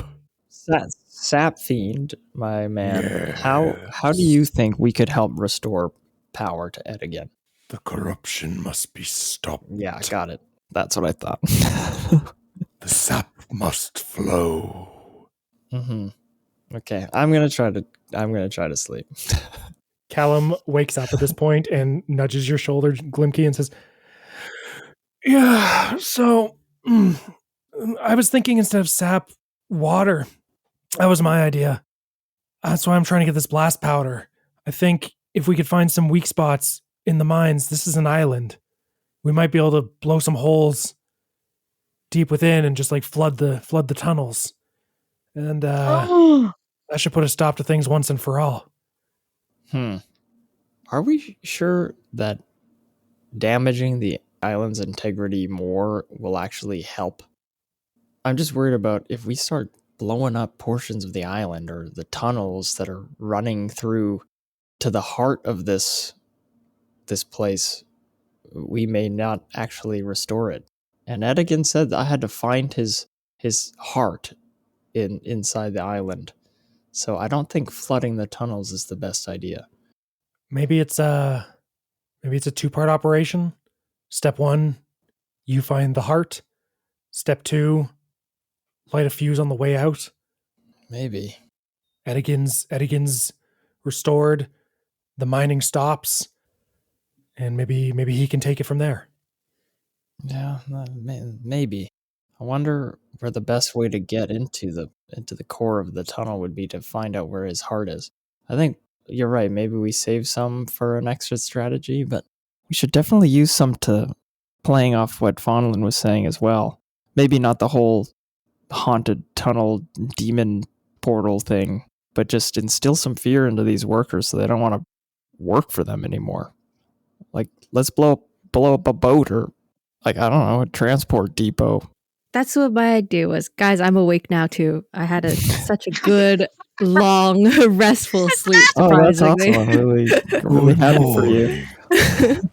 I hope you slept the well. rocking, the rocking motion of your steps is really soothing, actually. You're covered in sap.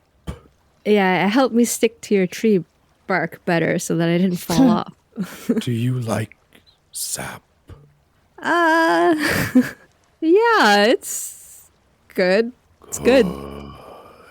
Yeah, I love maple syrup. Are the second tallest tree in our forest. That's true. Anyway, so I had an idea too. It came to me in my sleep.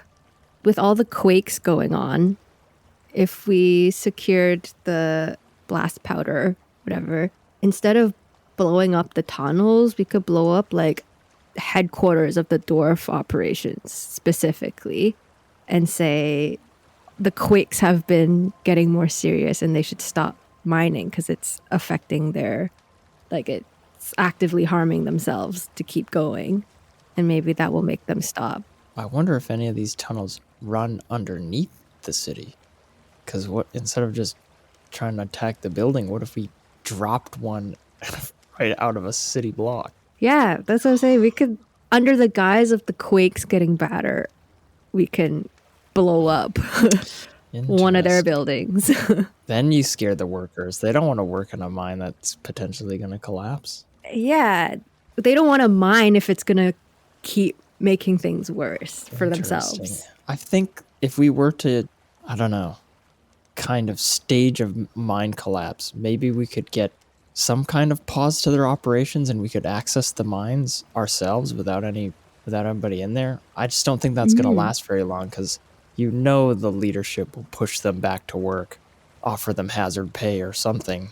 to get them back inside the mines. But even if we scored ourselves a day where we Just could, enough time to just enough find time to get Edigan's heart, inside. Yeah, maybe that's a play. to get all the things we need from it before they Yeah. go back to work. It's worth a try. It's worth a try. Sorry, I don't think I understand. I think what Prima and I are thinking is if we go to find a way into a mine or near a mine where they're operating, we blow it up on purpose so it collapses. But like in the vein of the earthquakes are getting worse because people are mining. Maybe if we stage some collapses, they'll pull everybody out for a day and be like, whoa, this is dangerous. In that time, we sneak into the mine and have free reign to go searching. But I'm thinking that we won't have much time because the mining operation is going to be like, we don't care. Like, we need materials, so go back in and we'll pay you extra. So, like, we probably will only get a day or even a few hours between them coming out for safety and having to be sent back to work. That's just an assumption. Okay. I like that plan. And we want to use the time where the mines are presumably being evacuated or people are just distracted to specifically search For the heart of Edigan. Mm-hmm. Oh, for the heart of Yeah. Edigan. Genius. Yeah. Okay. So it's separate. What confused me was when you said search, my mind immediately went to like the portrait that we have to look behind. Oh, no. But that will be a separate ruse. That is also a separate thing, yes. We're going to do lots of ruses. I'm into it. We could honestly start there still. Like Yeah. our infiltration element could still be a thing. But that could play maybe more of a role in you getting out of your thing. You need to find somebody that's going to be willing to go on this boat. So finding dirt on them is probably important. And the second prong is, can we protect the heart of Edigan? Okay. Mm-hmm. Yeah, we probably want Edigan. I feel like this whole thing is going to come down into some kind of giant confrontation. So we probably want... Potentially. I like that plan. Okay. So we came back here to find out how the explosion gathering went. And that's going to inform our next actions, yeah? Yes. Yes. This all hinges on the fact This that all we hinges get on if they got the blast explosives. powder, yeah. Yeah. Yeah. And weren't immediately all arrested. But if they did get the blast powder, it means there actually is someone on the inside that's selling blast powder, like a dwarf is. Yeah. Mm-hmm. So that could be an inn also.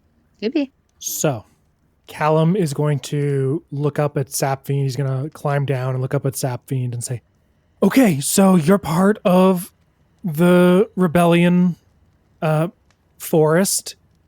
So could you just stay here and wait for me to contact you? Don't wander off. I won't wander anywhere.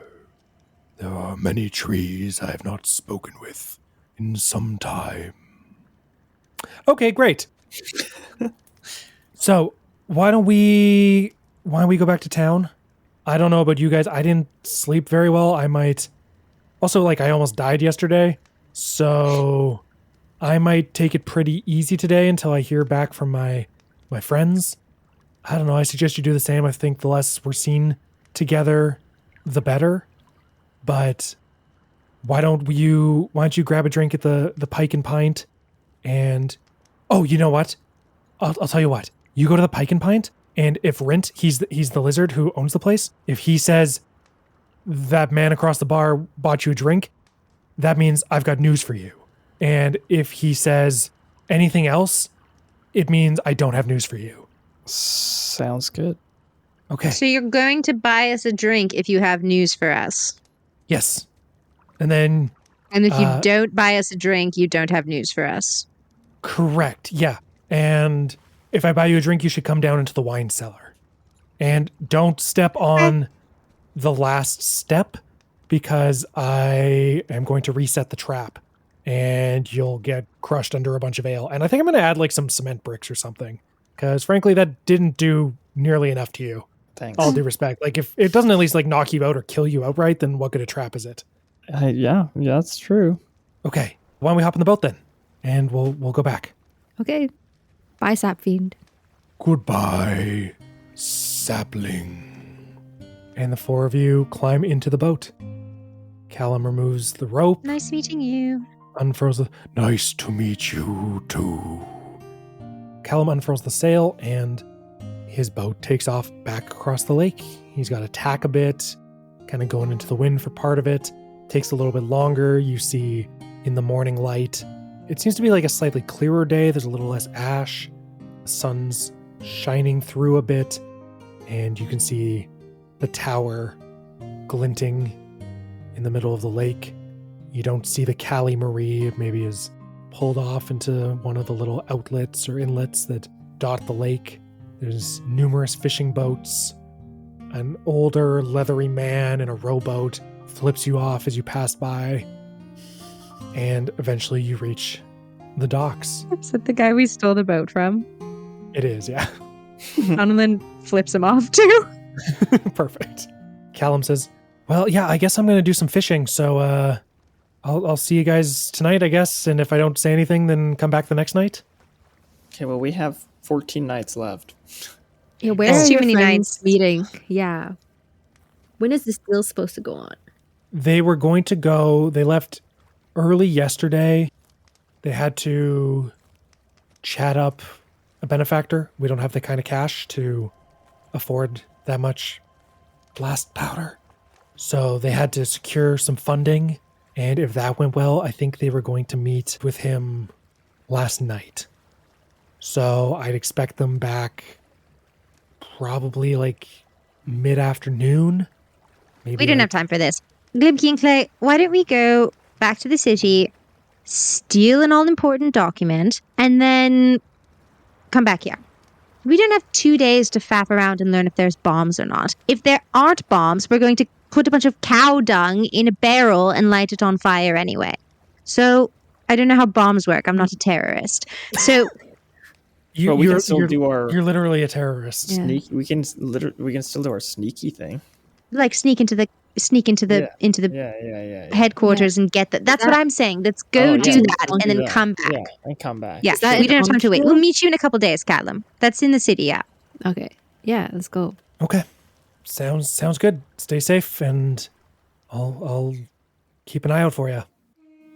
You part ways, leaving your new friend behind. The lake is dotted with boats pulling in fish that'll be sent off to the cannery this afternoon. And you start the 4-hour walk back. Glimki, you are very tired. Faunalyn, you didn't really get much of a meditation in, but you're doing okay. Clay, you feel good, all things considered. It's that sap. Magical. It's that magical sap. It's the weight of your friend's murder off your shoulders. Perhaps there was more to be learned from Thayunza here. Perhaps not. Either way, what's done is done, and all you can do is look forward. As you set off, I am going to need the three of you to help me determine how your co-conspirators' search for blast powder goes. Oh. Oh, no. I am going to have each of you roll a d20. To one of those rolls, you can add a +4. To one of those rolls, you can add a +2. And to the last, you don't add anything. You will then assign them to stealth, perception, and athletics. 3 checks that these co-conspirators are going to need to make. That's really fun. Sorry, what were the 3 things we're making? Stealth, perception, and athletics. Okay. I rolled a 14. Oh, I rolled a 16. Nice. Rolled an 8, guys. Okay. Dang Plus it, 4? Prima! Okay, so 16 can stay, I think, right? Or do we want Yeah. to buff one up Yeah. to an What are the 18? 3? Stealth, perception, And athletics. athletics. Like, what's more 16 important? on athletics and perception, or like stealth and perception, each is pretty good. And then we bring the maybe athletics up to 12. Like a 12 and 2 16s is hold pretty on. We good. can do a +4 and we can do a +2. So we can get 2 Yeah. 18s Yes. and just leave the 8 and just leave one of the things at risk. Ooh. Yeah. I kind of like that better. That was 2 18s. That's 2 high rolls. Mhm. But I'm worried that it's a situation where, like, if we fail any one thing, then Yeah, you know? something's gonna give. I'm just Yeah. wondering at which piece is gonna be most integral. Like Because I feel like stealth is important. Like is it? stealth should It's a maybe deal to stealth buy should be blast good. powder. Why would they need? Yeah. Yeah, I guess to strength. be I'm discreet. guessing is going to be the amount maybe they can steal. Now we're getting really meta-y. Option. That's okay. This is by nature a meta conversation. Okay. Yeah. I will advise each of the DCs is a different number. I figured too. Yeah. What do we need for each? I think lower perception is okay. We Perception. do a 16, two 18. 16s. We do 16, add 2 to 14, and then add 4 and go to 12. So we could do 16, 16, and 12. What about 12, 14, 18? So we could do 18, 14, 12. And which one would you add to which? 18, 16, 12 is what it would be, actually. Oh, you're not adding anything to yours. Got it. Yeah, the 16 stands. 18, 16, 12. Otherwise, it would be 20, 14, Well, 12. you could do both. Yeah. You could do 18, 14, 12 or 16, 16, 12 if Yeah. you want a 12. I mean, that feels like it. Yeah. Because if one of them is going to have a lower DC, we could try to figure out which one we think. I don't think you can do 18, 16, 12. It'd be 18, 16, 10, no? Yeah. Correct. No, because mine is the 16. So Oh. 14 plus 4 is 18. The 16 stays 16. And then the... Plus 2. 8 plus 2 is... Oh, it's a 10, yeah. What about an 18 on stealth, a 16 on athletics, and a 10 for perception? Because I think perception tends to be Yeah. one of those ones you can kind of get away with, where it's like Wait, you'll see how much enough how on much a pass. perception? 10. A 10. Mm. Or we could get up to 12 on perception. We could do 16, 16, 12. 16 stealth, 16 athletics, 12 perception. I feel good about that. 16, I feel 16, good about 12 that is too. safer than 10. Yeah, I feel good about that too, to be honest, because I feel like we want to get over the 50 percentile at least. Okay, let's do it. And I agree. I think perception-wise, if we put 12 at the perception, it's a little better than some people's passive. Mhm. And yeah, then when it comes to stealth or whatever, hopefully that carries more weight. 16, 16, 12, yeah. 16, 16, 12. Let's do it. I kind of feel like that might be the play, and yeah. So stealth 16, strength 16, perception 12. 12. I'm cool with that. Final answer? Lock it in. Yeah. I think we try Okay. it. I won't tell you the exact outcome. But when you walk into the town square, a group of children are struck up.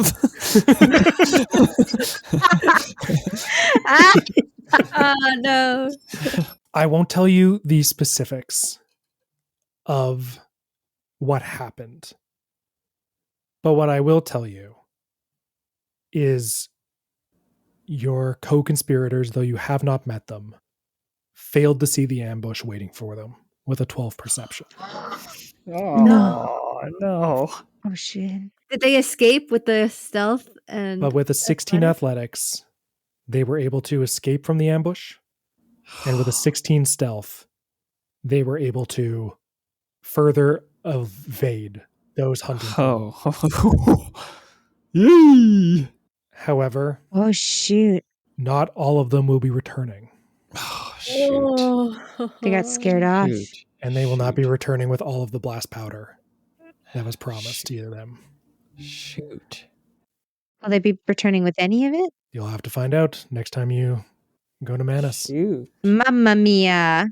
I will say, based off of your dice rolls, that was the best possible outcome you could have achieved. Oh, wow.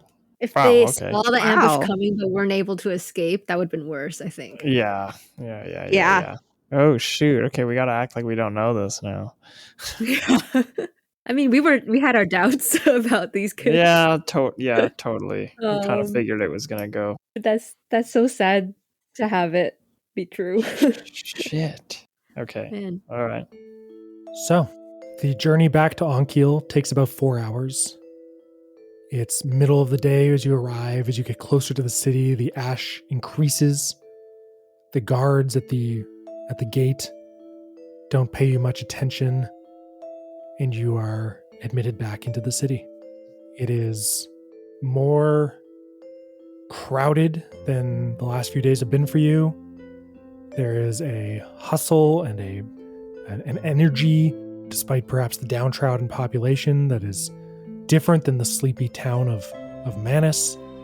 There's less of that fishy smell, but you do smell the Elswine Sea that's nearby. You left through the eastern part of the city, so you are once again in the Artist District. And where would you like to go? So where is this building we have to go to find the thing that you have to find? The office that we have to sneak into? Boontar's office. So that's the info we have, but we don't know which building it is. Yeah. No, his office is in the headquarters building. Which we don't know. No, we do. I went there. Did you? Okay. Okay, there you go. So we sneak in there. Or maybe one of you guys sneak in there. I don't know if we all sneak I in. don't Well, think- I'm still exhausted, so this is probably a bad time to do this. Okay. Why didn't we get Okay. another in room? And that can be our base of operations. I have a few ideas. Firstly, I think given enough time, and if the earth holds still, I could make a fairly convincing writ of authority to audit the company on behalf of the King of Erdenine, which should get us through the door. Or another forged document to get us through the door. We could even forge... No, I haven't seen his writing. I was going to say we could forge a letter from what's-his-name inviting us in. And then we could go all the way up. Well, do you have exhaustion? Maybe you need to go do this stuff. I'm hella tired. I'm feeling like if we do a plot, I'm going to screw something up. We don't need to So- get it in. We can actually stay at my artist friend, or I guess my guildmaster's friend, Yeah. who's an artist in the other and side maybe of town. they can help with your forgery. Yeah, they were Ooh. kind of interested in the rebellion. They knew about the rebellion, but they were on Well, the maybe fence, we I can think. play up the ignorance and be like, oh, we just trying to get some help with this. That could help. And then, or maybe they could help with the disguise. Like you said, maybe their Mhm. artistic background can be crafty and help make me a beard or whatever. Let's just try that. Yeah, you can rest Okay. there first, and then we'll maybe talk her into helping us recruit more people or like using her artistic talents. I don't need anyone else's talents. I'm very good at forging. Like out of character, I have proficiency Yeah, in she's forging or whatever. mostly into etching, I think, which I don't know if that will be helpful. Oh, she can make political propaganda for us later. Let's get her on that. Let's get her on some propaganda posters. Like, what's his name? He has such a funny name. Boontar Strigamole. Strigamole wants you striggered in a hole dead because he doesn't care about you. Something like Stick that. a hole. Actually, you know what? Like this, I feel like we're circling something really brilliant here. What if we did get her to design some sort of symbol that we could put up Oh yeah. after we break in, steal something, like a calling Yes. card, the sign of this resistance, make us feel bigger than we are. Because I mean, I right like now that. we have 6 people, or maybe 7 if we count the tree. We do. We're So if we gonna have make more it feel as like soon as we there's get like that thing. hundreds of us, That's such a good idea, Glimki, because from what Franny told us, when we get that document and we share it with the people, everyone will want to rise up. I like the idea of, whipping them all up into a frenzy and then directing them towards this rebellion that has a symbol and a unified character that they can, in their confusion and their anger, latch onto. I think that's really smart. Like, we knock over the dominoes and then we're there to pick them up with this organized rebellion with a symbol and a name that isn't just like 7 people in a bar basement. Did Callum have a name for the rebellion? Not that he told you. Damn, Callum, dude. Branding. No one's joining your cause because there's no branding. We can brand it for him. Low key, would a swarm of locusts be kind of sick? No. Absolutely Too soon, not. too soon. What's That's the on me, my opposite bad. of a locust? We could use a dragon as the symbol of Macrog. Whoa. What about a cocoon? Ooh. Cocoon. And we start painting cocoons around town, and then when it all blows up, we paint a butterfly. Yeah, that's nice. We could incorporate the Ooh. plumeria flower. Yeah, into this. yes, like the wings could be the petals of the plumeria. Yeah. Ooh. We can call ourselves the Edda Gang. The Edda Gang! Brilliant. We are the Edda Gang, hope of the island. Yeah. We might be onto something here, dude. Sorry, Callum, this is our uprising now. We always were the people rolling in and taking over. We always were. We're going to go to the artist. Glimki needs an EP little nap. We're going to coordinate some kind of posters, branding, while I forge us documentation to get inside. I don't think we should necessarily steal the thing as soon as we're inside. I think this might just be reconnaissance, but no, fuck it. Let's steal the thing as soon as we're inside. We should try. If we have a window of opportunity, we take it. Okay, I'm going to write a letter authorizing us to go meet with Buntar Strigamol in his office. And I think we're going to dress Glimki as a dwarf. I don't know why that will be helpful, but it will be. Good. Okay. One thing at a time. Yeah, The artist's like house. the artist, and let's try to get her to help us with the propaganda play. I'm feeling the inspiration. I'm definitely down to start sketching some options and hope that inspires her. Let's do it. God, we could make like, what is it, those graffiti tags? It's like stickers. Yeah, stencils, dude. Let's just. Yeah. She does Yo, etchings. I'm all in. Yeah. Let's go. So you travel through the streets of Onkeel, through winding alleyways and unfamiliar streets. Many of the buildings you see are boarded up. As you recall, the streets are cracked and damaged. Clay, you remember the way to Speakeasy Artworks. It is just along the river on the east side of the city, past the North Bridge, the painted bridge. And so you travel until you see a familiar building with a door with a slat. Here it is. All right. I go up and knock. The slat opens up. Password. Madame Tarosi, it's me. Back with my friends. Hi, it's great to see you, but we set a password last time you were here. Shit, I don't remember the password. Hey, what's the password? Clay? Did I write it down? Uh-oh. Clay, for the love of God. Uh-oh. Good lord. Oh, no. It was shit, what's the name? My brain is so blank. Devika or Shay? I think it was Devika. Come on in. God damn it. Was it Devika? I think it was just Devika. I think it was. I also can't remember. Actually, I was really hoping you would. Boom! Well, it's canon now. Yeah. And fans of episode 28 or 27 are going to be so stinking mad. You go back and edit that out. Yeah, from yeah. the original episode. I'll do it. Yeah, she opens the door and Faunalyn and Glimki, you see for the first time this space. It is equal parts art studio, art gallery, and tavern. There are a few soft-looking couches and comfortable-looking chairs, faded fabric in one corner. There's some kegs of ale and bottles of spirits and a bar top with stools on one side.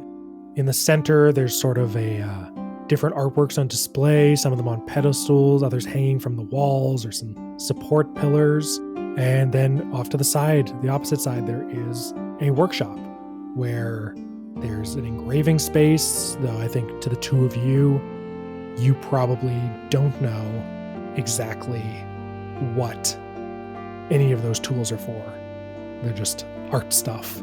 And you see this woman. She is a human woman. She appears to be in her late 40s.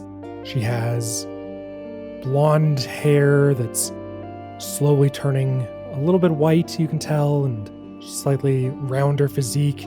You look at her eyes and they are mismatched, though Faunalyn and Glimki, you immediately can tell that they are, one of them is a glass eye. She looks at you and says, "Hey, good to see you again. These are some friends of yours." Hey. Yeah. How are you holding up? I'm doing okay. I'm glad you came by. I told those Korak bastards that I wasn't selling and they weren't too happy, but it felt good to stick it to them, you know? Yeah, no, I think you made the right choice. And I'm really proud of you for staying to defend your home. And I think we have a way to stick it to them even harder if you're interested. The harder, the better. Yeah. That's what Devika always said. That does sound like her. Yeah. So we met up with Callum about that rebellion you told us about, or told me about. And Oh, yeah, you betcha. yeah. They got a big operation going? It's a growing operation.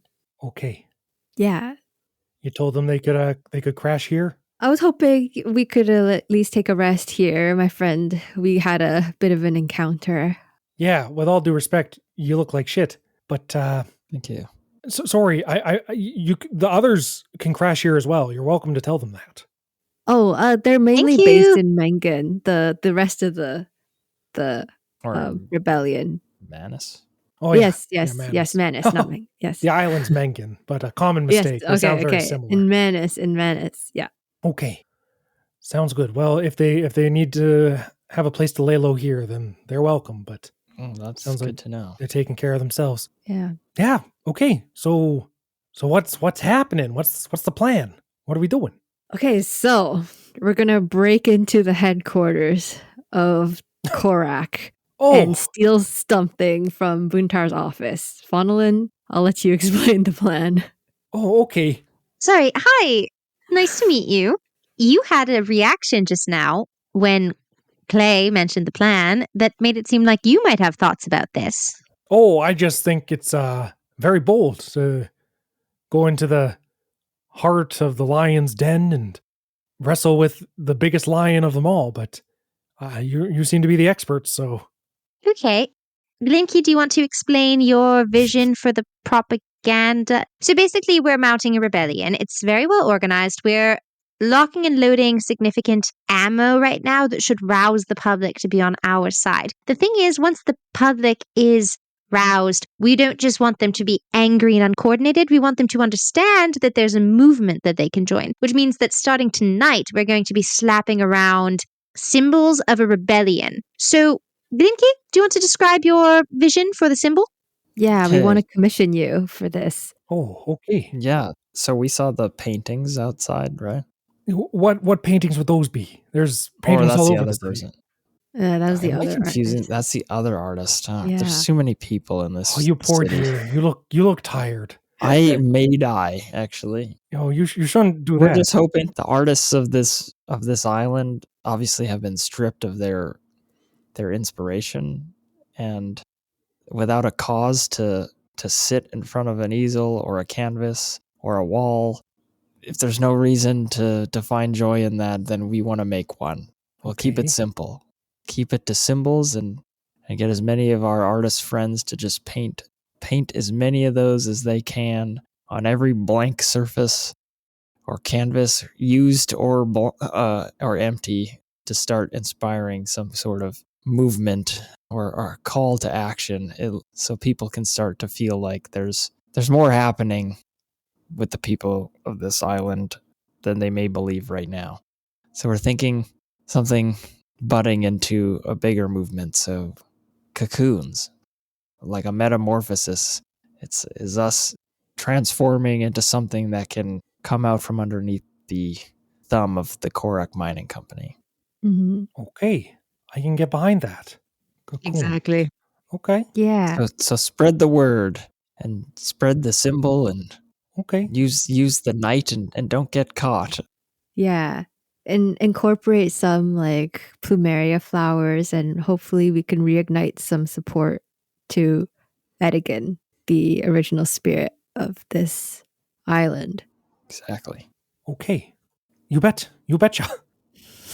You betcha. I'll spread the word, and I can probably make some engravings. I could probably even just like take some metal and carve out a shape so Oh it can yeah. use as extensils so people can do it quick and dirty, Yes. you know? Yes. Just how Devika liked it. And Quick and dirty and hard. Yeah. yeah. Yep. The harder the better. Oh, you too, eh? Yeah. We studied under the same teacher. Okay. Oh, no, she studied under you, so I guess I'm learning from the original. Yeah. She looks over at Faunalyn and Glimki. We're not talking about art anymore, but I'm not sure your friend knows that. Okay. I'll get to work on that. I'll tell you what. And she goes behind the bar and comes back holding a small metal key. You can take this. Come and go as you please. I'll be here during the day. It'll be unlocked. But if you need to let yourselves in late at night, you can do it with this key here.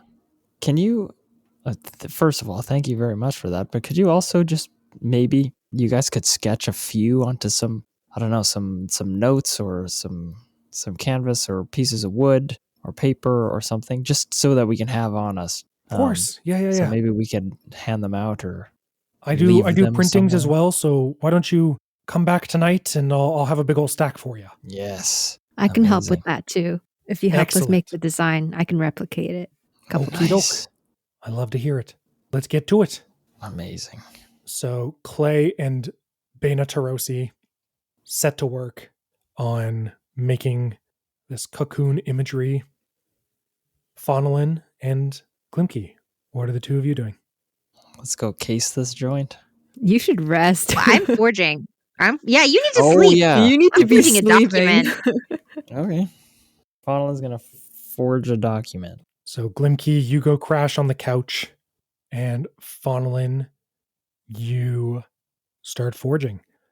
Clay, could I get a dexterity check using you're proficient in artist supplies, I believe. So you can make a dexterity check and add your proficiency modifier. Okay. Okay, what's my proficiency? I will say because you and Bena are working together, you can do it with advantage. And your proficiency is a +2. Oh, that's not much better. Okay. I got a 4 and a 5. So it's a 7 total. 7. Damn. Yeah. It takes you some time. Some of them look like turds. Some of them look like pancreases. A few of them look like pine cones. It turns out cocoons in abstract are kind of a hard shape. But eventually you start to get something closer to a pea pod and then eventually a cocoon. And I will say with the low roll, the actual task is not incredibly hard, but it does eat up, we'll say, like the rest of your day as you work on that. It goes until late evening before you have a design that you can replicate easily and that you are happy with and you feel is a symbol of a revolution. Yeah, the Eddie gang. Yeah, the Edda gang.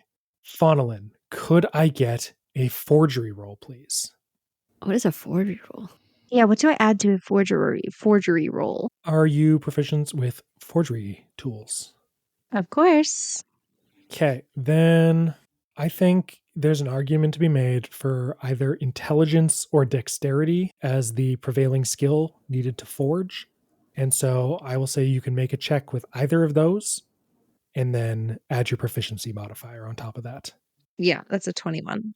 This time around, it goes a lot better. The ground doesn't quake beneath you, your ink bottle doesn't spill, and at the end of it, you have a convincing invitation letter.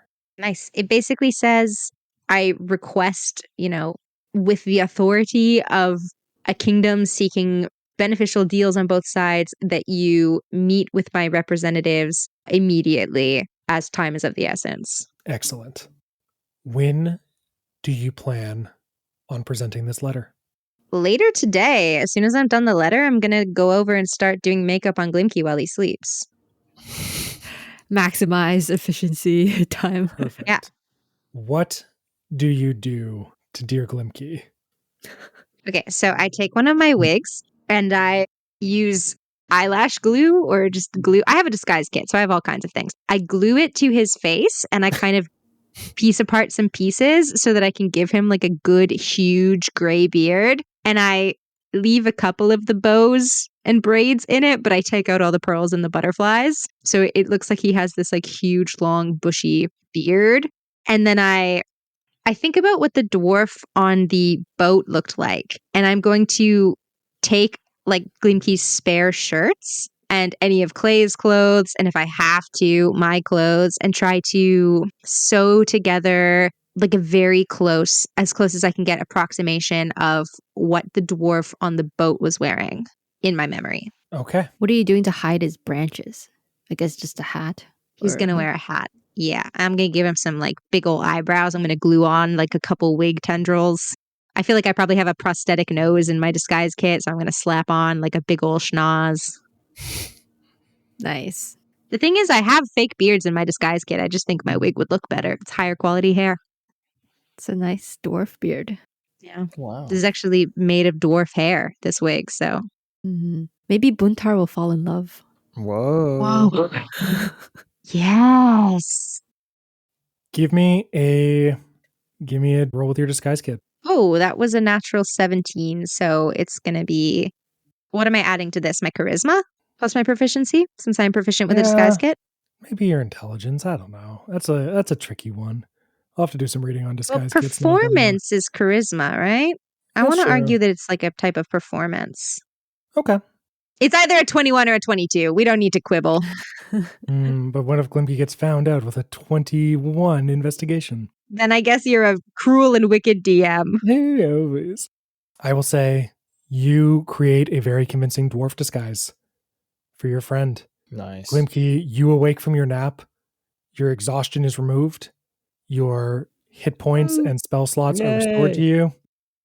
You gain half of your hit dice back, which is the normal amount to get back. So you've got 2 more than you did before. And you are a dwarf. What? Yeah, we made a deal with Franny. No. No. Just Not kidding. anything but a It's- dwarf. No, Are you could be an elf, and then racist? You could be. It's fine. Just become an elf, and we can be friends forever. No, I really would much rather be a gnome. It's fine. It's just my beard glued to your face and stuff. Wait, sorry, it's a dumb thought. I want to fashion us little like cocoon pins, like the Fellowship from Lord of the Oh, Rings. that's good. You can wear it under the beard so they don't see it. Nice. You do that. Hell yeah. And then I guess my last question is, are you still trying to go like tonight before, end of day? Or are you waiting until the morning? It wouldn't make sense for us to show up in the night and be like, we have an audit. That would be weird, I feel like. Yeah, but should we go and like case the joint, like look around, see what the We're don't not know. going to What do get it. people Like, do? I think there is an element of us having to just go into the lion's den. We're not going to get that much of an idea from the outside, I don't think. yeah? I don't Maybe think that's I naive. night need already? clay for. Yeah, I spent the whole day designing this. Yeah, time's a Pin little for you guys. asynchronous. I'd say you finish your work before Clay finishes theirs. So it's like late afternoon by the time you finish with the forgery. I think it's aided by the fact that it's your second draft of that and then the disguise. So let's say it's like 5-ish by the time you're done your work. It's 5-ish? Oh my god, you guys want to go right now? I mean, I look like this, so. Yeah, you can't sleep like that. Okay, come. Okay, here's what I think we should do. And while we walk, I'm gonna talk while we walk. And I'm like straightening Clay out so that Clay looks less like they spent all day doing crafts and more like an auditor from Erdenine. I like take a spare pair of little glasses and I pop the lenses out and I like put them on the edge of Clay's nose so Clay looks really smart. And I'm like, so here's what I think we should do. Tell me if you have other ideas. I think we should go in. Clay and I are the auditors. Glimki's not an auditor. Obviously, he works for the mining company. I think as soon as we get in the office, give us a couple minutes, and then I think Glimki should run in and be like, boss, there's an emergency in the mines! Or, better yet, the rebels! There's talk of rebels putting up cocoon! Maybe, I don't know, maybe not. Glimki, you create the diversion. Do a good voice, though. For sure, do a fun voice. And we just need a couple minutes alone in the office, because what can happen is me and Clay will figure it out from there, but Glimki, we need you to make as much time as possible outside. And if he tries to come back in, Clay will block the door while I deal with the portrait and will say that my period came and I'm bleeding all over the carpet and something. Okay? We're going to make it work. Why was I American that whole time? I just Weird forgot. I Faunalyn just accent forgot going. that I have an accent. This is my auditor voice now.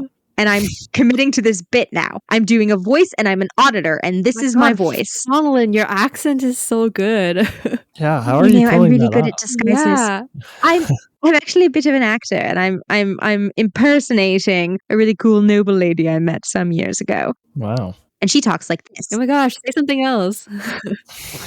aluminum foil. Wow. Oh my gosh.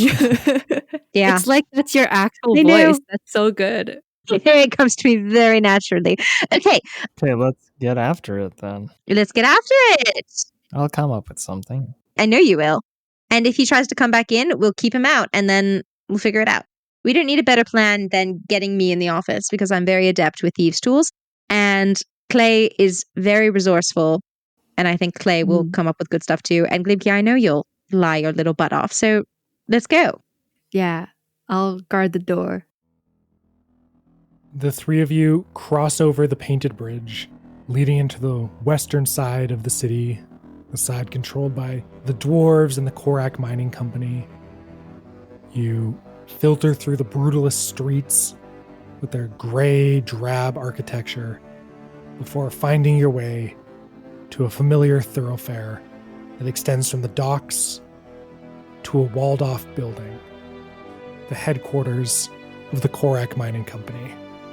Several dwarves stand guard outside a gate that leads into the property, and as you approach, forgery in hand, disguises donned, that's where we'll stop tonight's session of Bard Soup.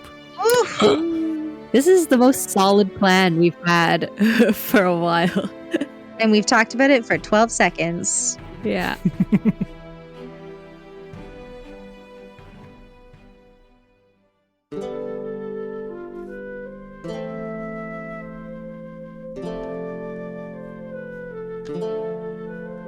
Thank you so much for listening to Chapter 30 of Bard Soup.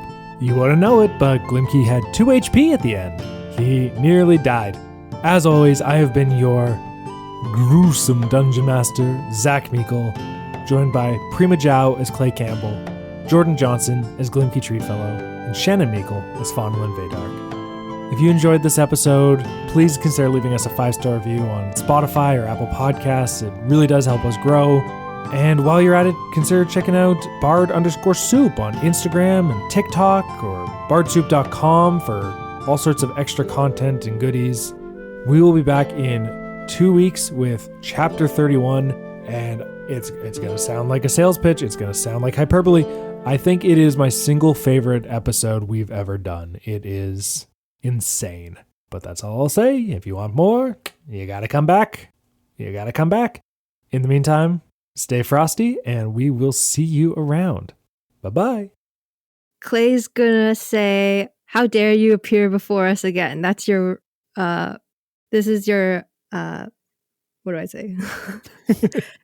I don't know what Clay says. Something righteous and furious. Hell yeah. Something righteous and Yeah. furious.